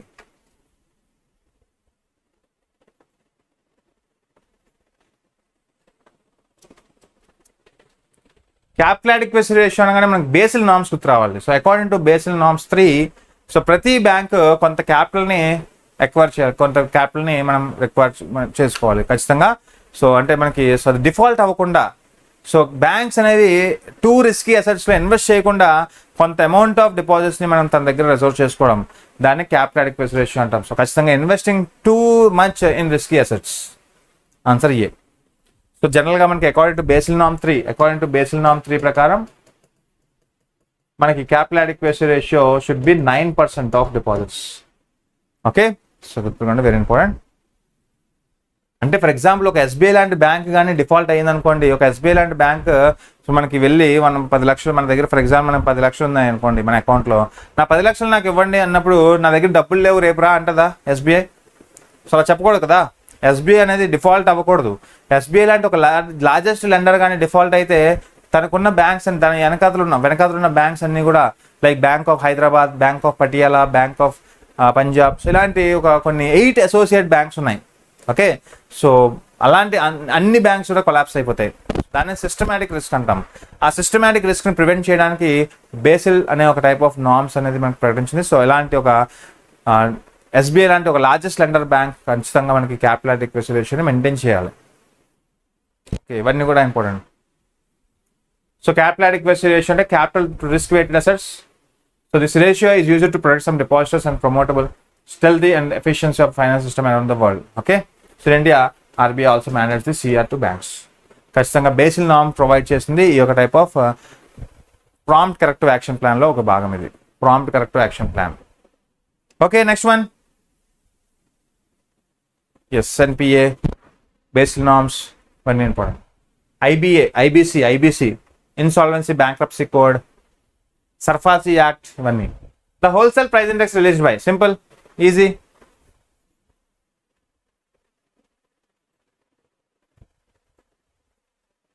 Yes, easy kada.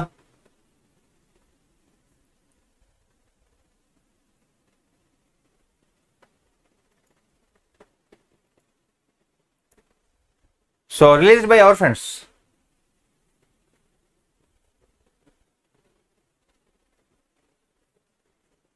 SIA, DPIIT. So చాలాసార్లు మనకి వచ్చింది question.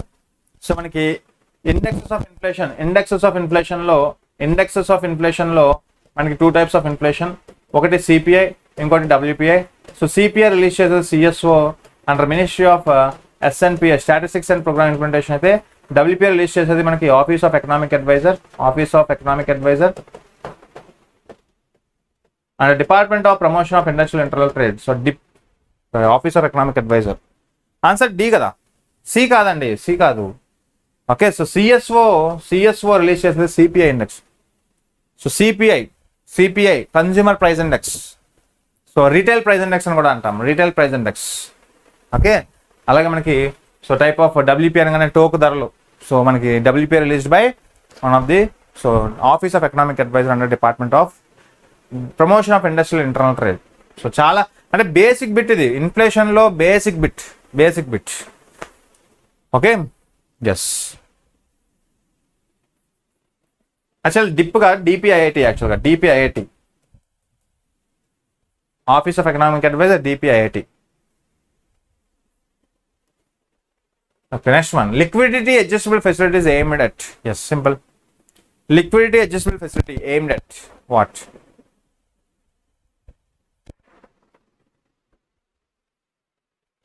Try చేయండి guys.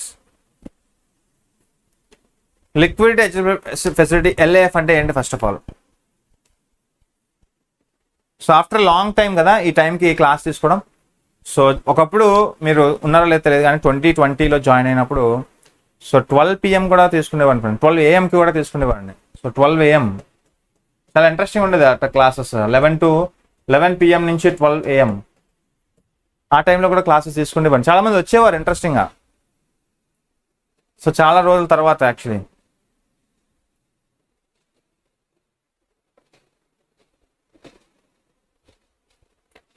Yes అంతే కదా, B కదా answer.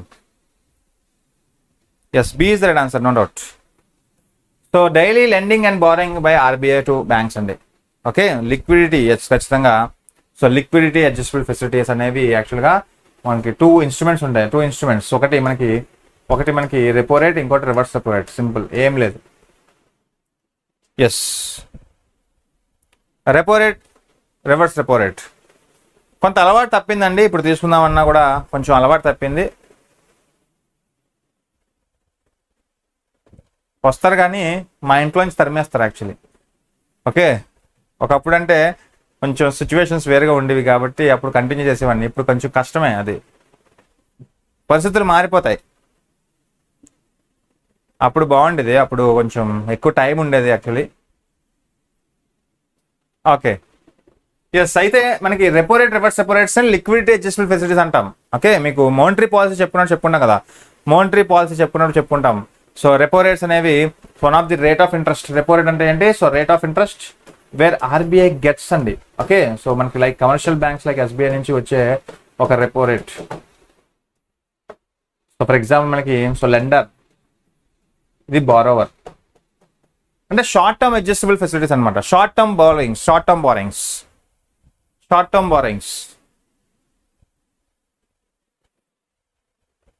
Okay, your world అంట. Okay, అర్థమైందా friends? మనకి లిక్విడిటీ అడ్జస్టబుల్ ఫెసిలిటీస్ అనేవి సో టెంపరీగా మనకి ఎప్పుడైతే కమర్షియల్ బ్యాంక్స్ మనకి సో లిక్విడిటీ షార్టేజ్ ఫేస్ చేస్తాయో వెంటనే రెపో రేట్ ద్వారా ఆర్బీఐ దగ్గర బారో చేస్తాయి. సో అప్పుడు మనకి కమర్షియల్ బ్యాంక్స్ మనకి వడ్డీ కడతాయి కదా.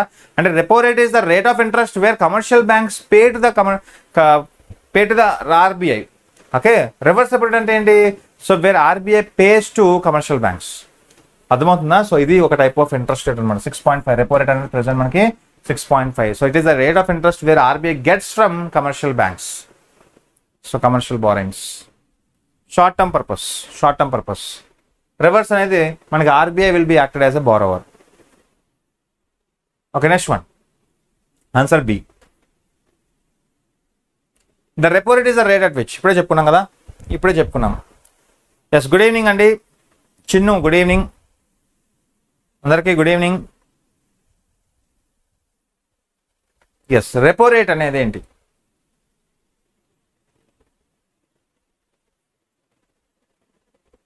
ఇట్స్ రైట్, అంతే కదా. సో మనకి ఇది రివర్స్ రెపో రేట్ కదా, reverse repo rate.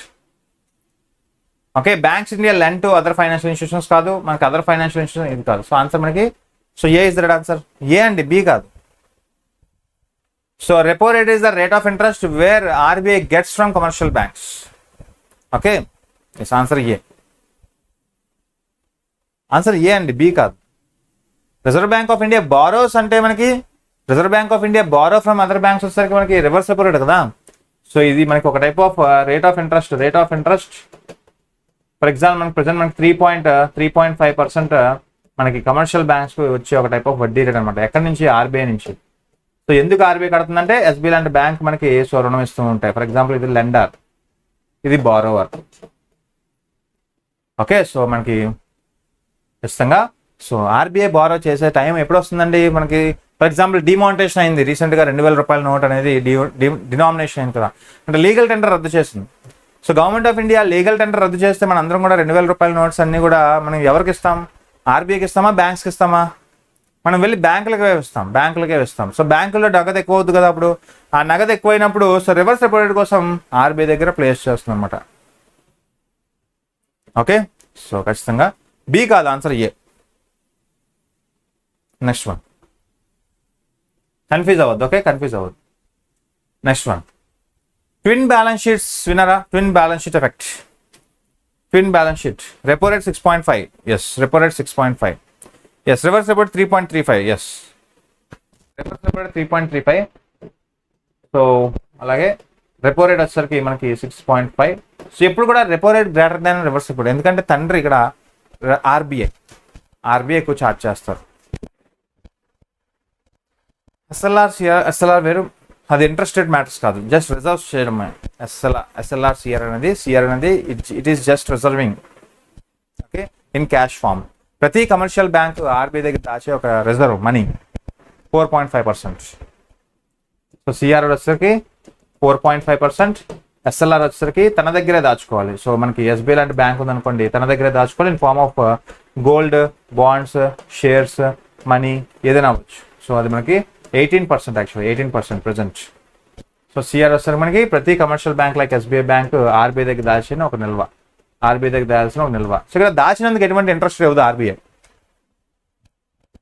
Okay. So జనరల్గా మనకి సిఆర్ఆర్ యాజ్ వెల్ యాజ్ మనకి రివర్స్ రెపో రేట్ అనేవి డిఫరెన్స్ ఏంటంటే, సిఆర్ఆర్ అనేది రివర్స్ రెపో రేట్కి డిఫరెన్స్ ఏంటంటే, సో ఇక్కడ మనకి ఇంట్రెస్ట్ రేట్ మ్యాటర్స్, ఇక్కడ ఇంట్రెస్ట్ రేట్ మ్యాటర్స్, ఇక్కడ no interest matters, okay.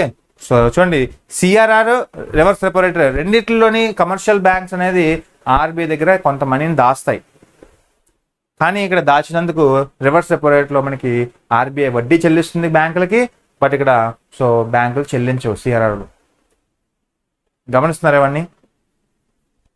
Yes, యాక్చువల్గా మనకి twin balance sheet problem, TPS, frequently seen in news, deals with the which are these major problems అంటున్నారు. So syllabus complete చేస్తే ఇవన్నీ ఈజీయే.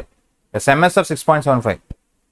యాక్చువల్గా మనకి poor performance of public sector units, TBS అనేది recently seen news, deals with which of these major problems అంటున్నారు. Non performing assets in Indian banks, అలాగే debt accumulation on Indian companies. ఖచ్చితంగా రెండు కూడా కరెక్టే. కానీ మనకి poor performance public sector banks అనేది, ఇది పూర్ పెర్ఫార్మెన్స్ అంటున్నాడు కానీ ఒక టైప్ ఆఫ్ మనకి నాన్ పెర్ఫార్మింగ్ అసెట్ అయితే కాదు కదా. ఇంకా అంటే ఎప్పుడు నాన్ పెర్ఫార్మింగ్ అసెట్ అనే స్టేటస్ వస్తుందంటే, వన్ టైప్ ఆఫ్ అసెట్స్ అనేవి గ్రేటర్ దాన్ మనకి, so assets less than liabilities అయినప్పుడు, ఒక కంపెనీ యొక్క అసెట్స్ లెస్ దాన్ లయబిలిటీస్ అయినప్పుడు, ఆస్తుల కన్నా అప్పులు ఎక్కువైనప్పుడు వాటిని ఎన్పిఏ అంటాం.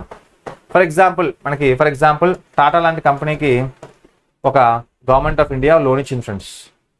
ఫర్ ఎగ్జాంపుల్ ఎస్బీఐ లాంటి బ్యాంక్ ఒక లోన్ ఇచ్చింది, ఒక 100 లక్షలు ఇచ్చిందండి. టాటా కంపెనీ ఒక 10% వడ్డీ కట్టాలి కదా ప్రతి month. For example so SBI లాంటి బ్యాంక్ ఒక టాటా కంపెనీకి సో 100 లక్షలు లోన్ ఇస్తే, సో టాటా కంపెనీ ప్రతి మంత్ 10% ఇంట్రెస్ట్ కట్టాలి. ఫర్ ఎగ్జాంపుల్ ఒకవేళ కొన్ని రోజుల తర్వాత కట్టలేదు అనుకోండి, ఒక సంవత్సరం తర్వాత కట్టలేదు అనుకోండి వడ్డీ, ఒక 90 days గ్యాప్ ఇస్తుంది అనమాట. 90 days, ఈ 90 days 3 months గ్యాప్ ఇస్తుంది. 3 days కూడా మనకి 3 months కూడా మనకి ఎటువంటి జ్యూస్ కట్టలేని పరిస్థితుల్లో దానికి ఎన్పిఏ ట్యాగ్ పడిపోతుంది అనమాట. ఎన్పిఏ ట్యాగ్ అంటే నాన్ పెర్ఫార్మింగ్ అసెట్ అంటాం. ఒక్కసారి నాన్ పెర్ఫార్మింగ్ అసెట్ పడ్డాక సో ఇక్కడ కంపెనీ యొక్క బ్యాలెన్స్ షీట్ ఎఫెక్ట్ అవుతుంది, అలాగే ఎస్బీఐ బ్యాంక్ కూడా బ్యాలెన్స్ షీట్ ఎఫెక్ట్ అవుతుంది కదా. అర్థమవుతుందా? అంటే బ్యాంక్ ఎందుకు లోన్స్ ఇస్తుంది, బ్యాంక్ ఎందుకు కంపెనీకి లోన్ ఇస్తుంది అంటే కంపెనీ నుంచి ఇంట్రెస్ట్ రేట్ తీసుకోవడానికి కదా. సో దానికి అసెట్ కదా, లోన్స్ అనేవి అసెట్స్ కదా, ఖచ్చితంగా అసెట్స్ మనకి మారిపోతాయి కదా అప్పుడు. సో కంపెనీ నుంచి వడ్డీ తీసుకున్నప్పుడు దాని యొక్క బ్యాలెన్స్ ఎఫెక్ట్ అవుద్ది. సో ట్విన్ బ్యాలెన్స్ అంటాం దాన్ని. సో ట్విన్ బ్యాలెన్స్ ఎఫెక్ట్స్ అనేది బోత్ సైడ్స్ అనమాట. అటు కంపెనీస్ లాస్ అవుతాయి, ఇక్కడ ఇచ్చిన బ్యాంక్స్ లాస్ అవుతాయి. అంటే లెండరు, బారోవరు, అంటే రుణదాత, రుణగ్రహీత రెండు లాస్ అవుతాయి అనమాట. ఓకే, ఎస్, ఖచ్చితంగా నాన్ పెర్ఫార్మింగ్ అసెట్స్, అలాగే non performing assets in the Indian banks, debt accommodation in Indian banks. మన poor performance public sector banks అనేది we cannot say that it is one of the TBS. Both sides actually, both sides. Answer B, 2, 3 is the right answer. Okay, next one, high inflation reflects.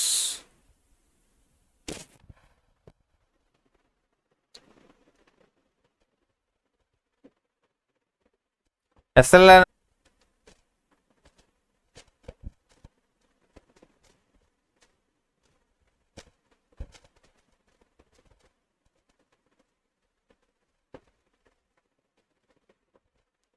yes, clear now? Clear? Clear అండి? Okay, option D 2, 3, 4 అండి. Option D 2, 3, 4. Option C 1, 2, 3. Option C 1, 2, 3. Option D 2, 3, 4. చూడండి, reduction in the real purchase power per unit of money, sustained GDP growth, అలాగే మనకి so growing international trade in the currency, అలాగే మనకి near zero nominal interest rate situation. ఆలోచించండి. So high inflation అంటే దేశంలో మనకి అధికంగా మనీ సప్లై ఉందనుకోండి, విపరీతమైన మనీ సప్లై ఉంది. అప్పుడు నాకు భారతదేశంలో విపరీతమైన ఎక్సెస్ మనీ సప్లై ఉంటుంది. ఫర్ ఎగ్జాంపుల్ మన దగ్గర 1000 రూపాయలు ఉండాల్సింది 10,000 ఉందనుకోండి, మీ దగ్గర 10,000 ఉండాల్సింది 20,000 ఉందనుకోండి మీ దగ్గర, అంటే ఎక్సెస్ మనీ సప్లై ఉందనుకోండి. అప్పుడు ఏం చేస్తాం, మనందరం వెళ్ళి ఉన్న తక్కువ సప్లై ఆఫ్ గూడ్స్ మీద డిమాండ్ పెంచుతాం కదా. అంటే తక్కువ సప్లై ఆఫ్ గూడ్స్ మీద డిమాండ్ పెంచితే ఆటోమేటిక్గా ప్రైజెస్ పెరిగిపోతాయి కదా, ప్రైజెస్ ఆఫ్ గూడ్స్ పెరిగిపోతాయి. ఒకరోజు 100 రూపాయలు ఉండాల్సిన గూడ్ 110 రూపాయలు అయిపోతుంది. ఓకే, 100 రూపాయలు ఉండే వస్తువు 110 రూపాయలు అయిపోతుంది సడన్గా. అప్పుడు పర్చేసింగ్ పవర్ ఆఫ్ కరెన్సీ తగ్గిపోతుందా, పెరుగుతుందా? అంటే నువ్వు పెట్రోల్ బంక్ వెళ్ళావు, సో పెట్రోల్ బంక్లోకి వెళ్ళి 1 లీటర్ కొట్టించుకున్నావు. సో మనకి 100 రూపీస్ ఇస్తే లీటర్ వస్తుందా? నో, 110 రూపీస్ ఇవ్వాల్సిందే. అంటే నువ్వు 100 రూపాయలు వాల్యూ తగ్గిపోతుంది ఇక్కడ. ఇన్ఫ్లేషన్ టైంలో 100 రూపాయలు ఉండే వస్తువు 110 రూపాయలు అయిపోతుంది అక్కడ. అంటే 100 రూపాయలకి విలువ తగ్గిపోతున్నట్టు, మనీకి వాల్యూ తగ్గిపోతున్నట్టు. ఇన్ఫ్లేషన్ టైంలో money supply will increase, purchasing power of currency decreases, money value decreases. Okay, so ఖచ్చితంగా మనకి రియల్ పర్చేసింగ్ పవర్ రిడక్షన్ అవుతుంది, కరెక్ట్ కదా. ఫస్ట్ వన్ నో డౌట్, ఎప్పుడు గుర్తుపెట్టుకోండి, ఇన్ఫ్లేషన్ టైంలో మనీకి వాల్యూ తగ్గిపోతుంది. డీఫ్లేషన్ రివర్స్ అనమాట, డీఫ్లేషన్ రివర్స్. 100 రూపాయల వస్తువు 90 రూపాయలకి వచ్చేస్తుంది because of no demand of good. For example demonetisation ఉందనుకోండి, డిమానిటేషన్ అప్పుడు అయింది కదా 2016లో నవంబర్ 8, 2016న నోట్ల రద్దు అయ్యింది. అలాగే కోవిడ్ రీసెంట్గా 2020. సో ఇలాంటి కేసెస్లో మనకి డబ్బులు లేని పరిస్థితి. సో డబ్బులు లేకపోతే వస్తువులు ఉన్నా సరే డిమాండ్ లేదు, వస్తువు కొందామన్నా డిమాండ్ ఉండదు.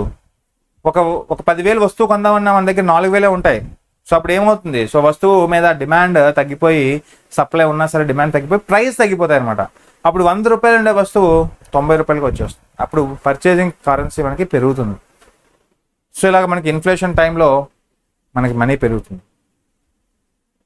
ఓకే, మనకి మనీ వాల్యూ తగ్గిపోతుంది, ఇన్ఫ్లేషన్ టైంలో మనీకి వాల్యూ తగ్గిపోతుంది. అలాగే సస్టైన్. సో ఫ్రెండ్స్, ఇన్ఫ్లేషన్ అంటేనే ఒక టైప్ ఆఫ్ అన్సర్టైనిటీ. సో అంటే ఒక నెగిటివ్ స్టేట్మెంట్స్ ఇక్కడ మనకి చూసుకోవాలి. సో ఇన్ఫ్లేషన్ క్వశ్చన్ ఇక్కడ మనకి నెగిటివ్ స్టేట్మెంట్స్ అడుగుతున్నాడు, ఇది పాజిటివ్ స్టేట్మెంట్ కదా. సస్టైన్ జీడిపి గ్రోత్ అనేది ఎప్పుడు వస్తుంది, మనకి బ్యాలెన్స్ మనీ సప్లై ఉన్నప్పుడు, బ్యాలెన్స్ ప్రైజెస్ ఉన్నప్పుడు, బ్యాలెన్స్ మనీ సప్లై ఉన్నప్పుడు. ఓకే, దేశంలో ఎటువంటి అన్సర్టైనిటీ లేనప్పుడే సస్టైనబుల్ జీడిపి గ్రోత్ వైపు వెళ్తాం, సుస్థిరమైన అభివృద్ధిలోకి వెళ్తాం. ఓకే, స్థిరమైన జీడిపి వృద్ధిలో ఎప్పుడు సాధించవచ్చు, స్థిరమైన జీడిపి వృద్ధి. సో దేశంలో మనీ సప్లై గాడిలో పడితే, అంటే ఒక డిమాండ్ అండ్ సప్లై మనకి బ్యాలెన్స్ అయితే, ఆటోమేటిక్గా ధరల స్థిరత్వంలో ఉంటే, సో మనకి type of answer. But wrong. So 2 cancel చేసేయండి, 2 పోతాయి. So 1, 4 near zero nominal interest rate situation. So high inflation అంటేనే మనకి నామినల్ జీడిపి. చూడండి, there are 2 types of GDP, nominal GDP and real GDP. జీడిపిలో 2 టైప్స్, ఒకటి nominal, ఇంకోటి real. So nominal GDP అనేది current ప్రైజెస్తో లెక్కిస్తాం. సో ఒకరోజు 100 రూపాయలు ఉండే వస్తువు 110 రూపాయలు అయిపోతుంది. సో ఖచ్చితంగా ఇది కూడా రాంగ్ కదా. సో నియర్ జీరో అనేది మనకి రియల్ జీడిపి, యాక్చువల్గా రియల్ జీడిపి. 4th wrong. అంటే మనకి answer 1 only is right answer. Growing international trade in the country, yes no. Answer only A is right answer. అర్థమవుతుందా ఫ్రెండ్స్? Is it clear? 1, 4 కాదండి, 4 కూడా కాదు. 4 ఎందుకు కాదు అంటే, ఖచ్చితంగా మనకి ఇన్ఫ్లేషన్ ఉంది అంటే it is one of the representing what type of, so nominal inflation మనకి ఇంక్లూడ్ అవుతుంది. ఓకే, నియర్ జీరో అంటే మనకి ఏమవుతుంది ఫ్రెండ్స్, రియల్ జీడిపి. అది రియల్ జీడిపి. చూడండి, రియల్ జీడిపికి నామినల్ జీడిపికి డిఫరెన్స్ చెప్పాను. ఇప్పుడు చెప్పాలంటే 1 అవర్ పడుతుంది, యాక్చువల్గా అంటే ఒక హాఫ్ అన్ అవర్ పడుతుంది.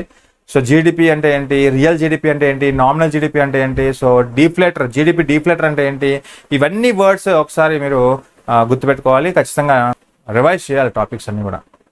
Okay, yes. జీడిపి డీఫ్లేటర్ ఇప్పుడు చెప్పుకున్నాం. GDP deflator is primarily an indicator of దేనికి సంబంధించింది జీడిపి డీఫ్లేటర్ అనేది.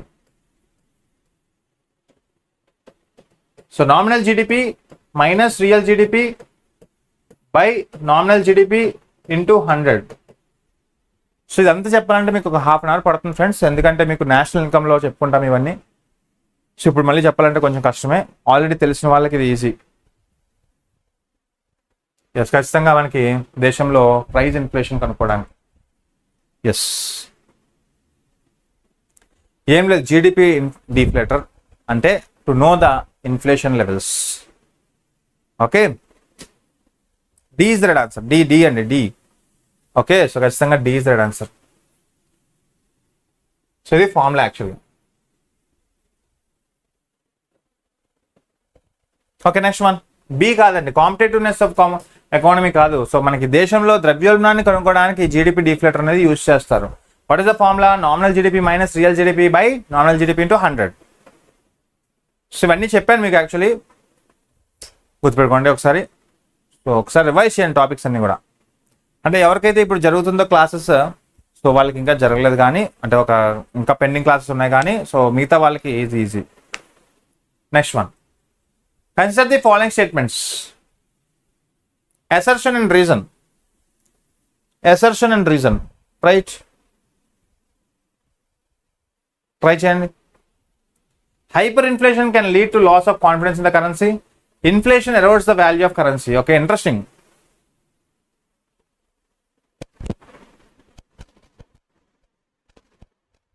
Yes, లెక్కించడానికి టూల్ మనకి డిఫ్లేటర్. Yes. Very good. కొత్తగా ఉన్నాయి క్వశ్చన్స్. Thank you.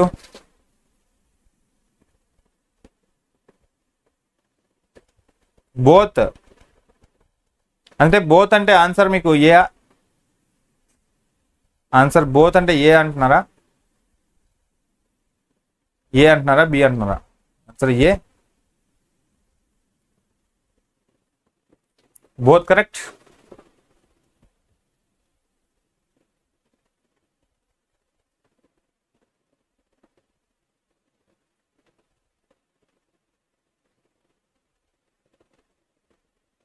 చూడండి, హైపర్ ఇన్ఫ్లేషన్ చెప్పాను కదా మీకు. So type of creeping inflation. Starting మనకి క్రీపింగ్ ఇన్ఫ్లేషన్ అంటాం, క్రీపింగ్ ఇన్ఫ్లేషన్. తర్వాత మనకి ట్రాటింగ్ ఇన్ఫ్లేషన్, తర్వాత మనకి గెలాపింగ్ ఇన్ఫ్లేషన్, దాని తర్వాత హైపర్ ఇన్ఫ్లేషన్. అంటే మనకి ఫర్ ఎగ్జాంపుల్ 0 to 3% మనకి రేట్స్ పెరిగితే దాన్ని క్రీపింగ్ అంటాం, starting inflation. 3 to 6% for example, అంటే మనకి ఫిగర్స్ అనేవి కాన్స్టెంట్ కాదు, సో వేరీ అవుతాయి.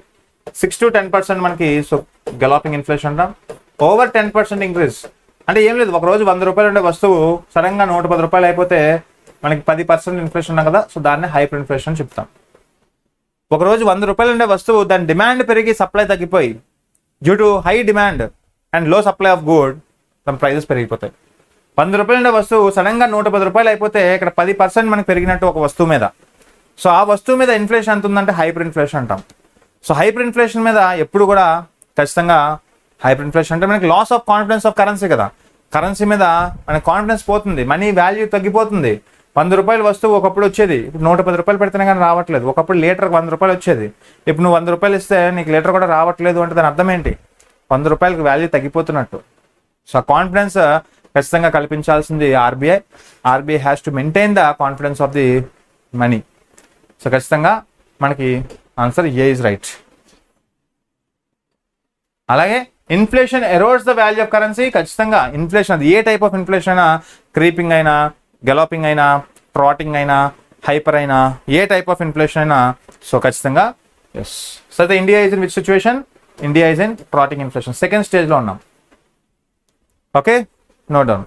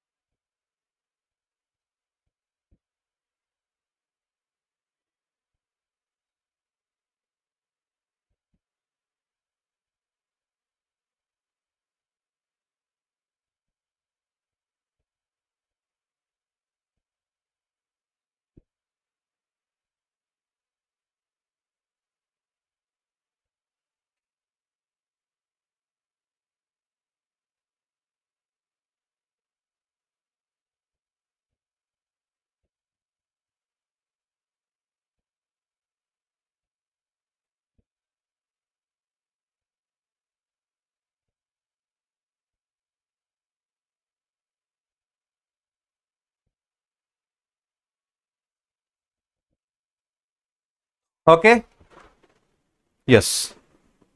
Next one. Answer A is the right answer. Answer A. So both are correct. Both are correct. And correct explanation of A. R is the correct explanation of. A is correct and R is the correct explanation of A. Next. Okay, interesting.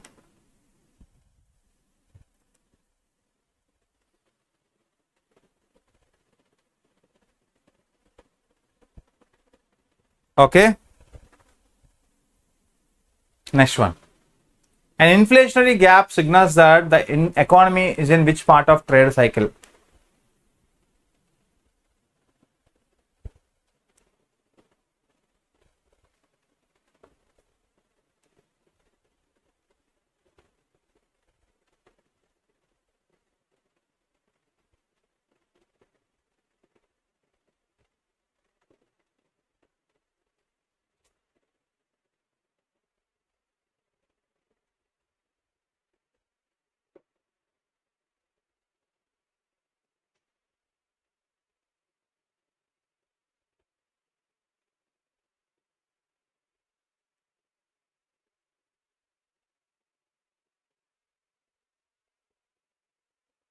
Yes.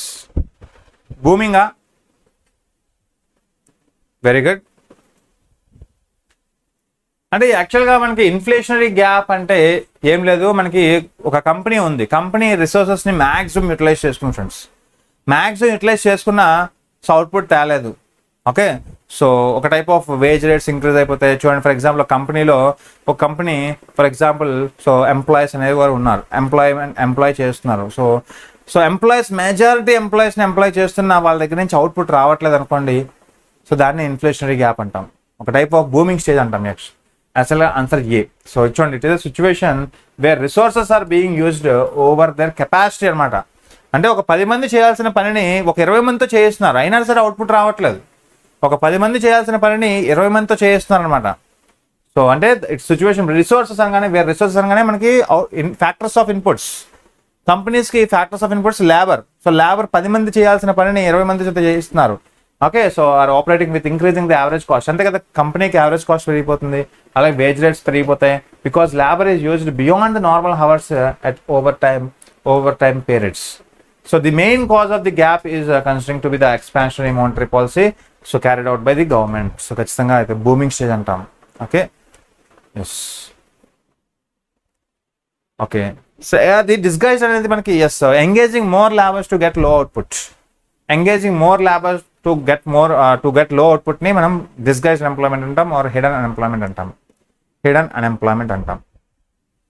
Okay, next one. So question కి answer చెప్పండి friends. So regional rural banks, RRBs, consider the following statements. They are not commercial banks. RRBs commercial banks కింద రావా?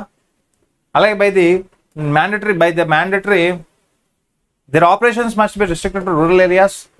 These banks cannot provide the service of credit or debit cards. In some districts, they are nodal agencies for disbursement of engineering wages. గమనించండి బాగా. చూడండి, మనకి RRBs అనగానే ఒక type of acts as a sometimes commercial banks act చేస్తాయి, sometimes మనకి గ్రామీణ ప్రాంతాలకి ఒక టైప్ ఆఫ్ ట్రెడిషనల్ బ్యాంక్స్ కూడా యాక్ట్ చేస్తాయి. ఖచ్చితంగా మనకి they are not commercial banks అంటున్నాడు, బట్ ఇలాంటి నాట్ అనే వర్డ్ వచ్చినప్పుడు కొంచెం గమనించండి. They are commercial banks actually. So ఎందుకంటే కమర్షియల్ బ్యాంక్స్ ఎందుకు అంటున్నామంటే, సో వాటిని స్పాన్సర్ చేసేది ఎవరు ఫ్రెండ్స్? మనకి central as well as state as well as sponsored banks. Like మన 15:35 ఖచ్చితంగా they are sponsored by some sponsored banks, they are sponsored by some commercial banks. So ఖచ్చితంగా గుర్తుపెట్టుకోండి, ఆన్సర్ మనకి తప్పు 1 తప్పు అయితే ఇంకేముంటుంది, 2 పోతాయి. సో 2 కరెక్ట్గా చూసుకోండి. By the mandate their operations must be restricted to, చూడండి మస్ట్ బి రిస్ట్రిక్టెడ్, మస్ట్ అనే వర్డ్ తప్పనిసరిగా. సో ఇలాంటి టైప్ ఆఫ్ వర్డ్స్ వస్తాయి ఫ్రెండ్స్, కొంచెం గమనించండి. సో మస్ట్ అని, ఎక్స్టెన్సివ్లీ, ఎక్స్క్లూజివ్లీ, నాట్, ఓన్లీ, ఇలాంటి కొన్ని కీవర్డ్స్ వస్తాయి. ఆ కీవర్డ్స్ బట్టి మనం కొన్నిసార్లు అర్థం చేసుకోవాల్సింది ఏంటంటే, సో అవి లిమిట్ చేస్తాయి ఆప్షన్స్ని. సో ఖచ్చితంగా ఇది కూడా రాంగ్. సో ఎందుకంటే గ్రామీణ ప్రాంతాలకే పరిమితం కావు కదా, ఎందుకంటే మనకి రూరల్ ఏరియాస్లో చూస్తాం, మెగా సిటీస్లో కూడా మనకి రీజనల్ బ్యాంక్స్ చూస్తూ ఉంటాం. ఓకే, అలాగే these banks can provide, actually cannot కాదు, can provide the debit cards provide చేయవు, క్రెడిట్ కార్డ్స్ ప్రొవైడ్ చేయవు కానీ డెబిట్ కార్డ్స్ ప్రొవైడ్ చేస్తాయి. Regional rural banks will give some debit card options. Okay, yes. అలాగే ఖచ్చితంగా they are nodal agencies of disbursing the ఎంజనీర్గా. అంటే మనకి మహాత్మా గాంధీ జాతీయ గ్రామీణ ఉపాధి హామీ పథకం కింద సో ఇవి మనకి డబ్బులు పంచుతూ ఉంటాయి మనకి ఆర్ఆర్బీస్ కొన్ని సమ్ ఏజెన్సీస్లో. ఎస్, సో ఆన్సర్ మనకి only 4 is the right answer. Answer C. అలాగే 50:15:35 రేషియో గుర్తుపెట్టుకోండి. ఆర్ఆర్బీ అడుగుతారు మనకి sponsored banks. Yes, Prathama bank one of the first regional rural bank. So guys, questions నచ్చినట్లయితే ఖచ్చితంగా లైక్ చేస్తూ ఎంకరేజ్ చేయండి. సో ఎలా అనిపించింది సో సెషన్? సో జనరల్గా మనకి ఈ టైంలో కొత్తగా అనిపించింది. సో రెగ్యులర్గా మనకి సో ఆల్టర్నేటివ్ డేస్ అంటే మళ్ళీ మండే మళ్ళీ ఇదే టైంకి ఉంటుంది. సో మండే కూడా ఓకే. రేపు మామూలుగా 6 PM ఉంటుందండి. రేపు 6 PM ఉంటుంది class. Okay, don't forget to come and enjoy the classes. Okay, I hope you enjoy the class. Questions నచ్చినట్లయితే ఖచ్చితంగా లైక్ చేస్తూ ఎంకరేజ్ చేయండి. అలాగే సబ్స్క్రైబ్ చేసుకోవడం మర్చిపోవద్దు ఛానల్ని. ఓకే, సబ్స్క్రైబ్ చేసుకోండి ఛానల్ని. సో ఖచ్చితంగా ఫ్లాష్ సేల్ నడుస్తుంది ఫ్రెండ్స్. ఎవరైనా అండర్ 24/7 నుంచి ఈ APPSC Group 2 main success batch కావాలి అంటే సో ఖచ్చితంగా మీకు ప్రతి ఫస్ట్ నుంచి అటు బేసిక్స్ నుంచి ఎండ్ వరకు మొత్తం కాన్సెప్ట్స్ అన్ని కూడా మీకు సో క్లియర్గా ఎక్స్ప్లెయిన్ చేయడం జరుగుతుంది మొత్తం అన్ని కూడా. So Y265 coupon code use చేయండి. మీకు కింద లింక్స్ ప్రొవైడ్ చేస్తాను. కింద లింక్ అయితే ఉంటుంది. సో లింక్స్ మీకు APPSC Group 2 సక్సెస్ బ్యాచ్ ఉంటుంది.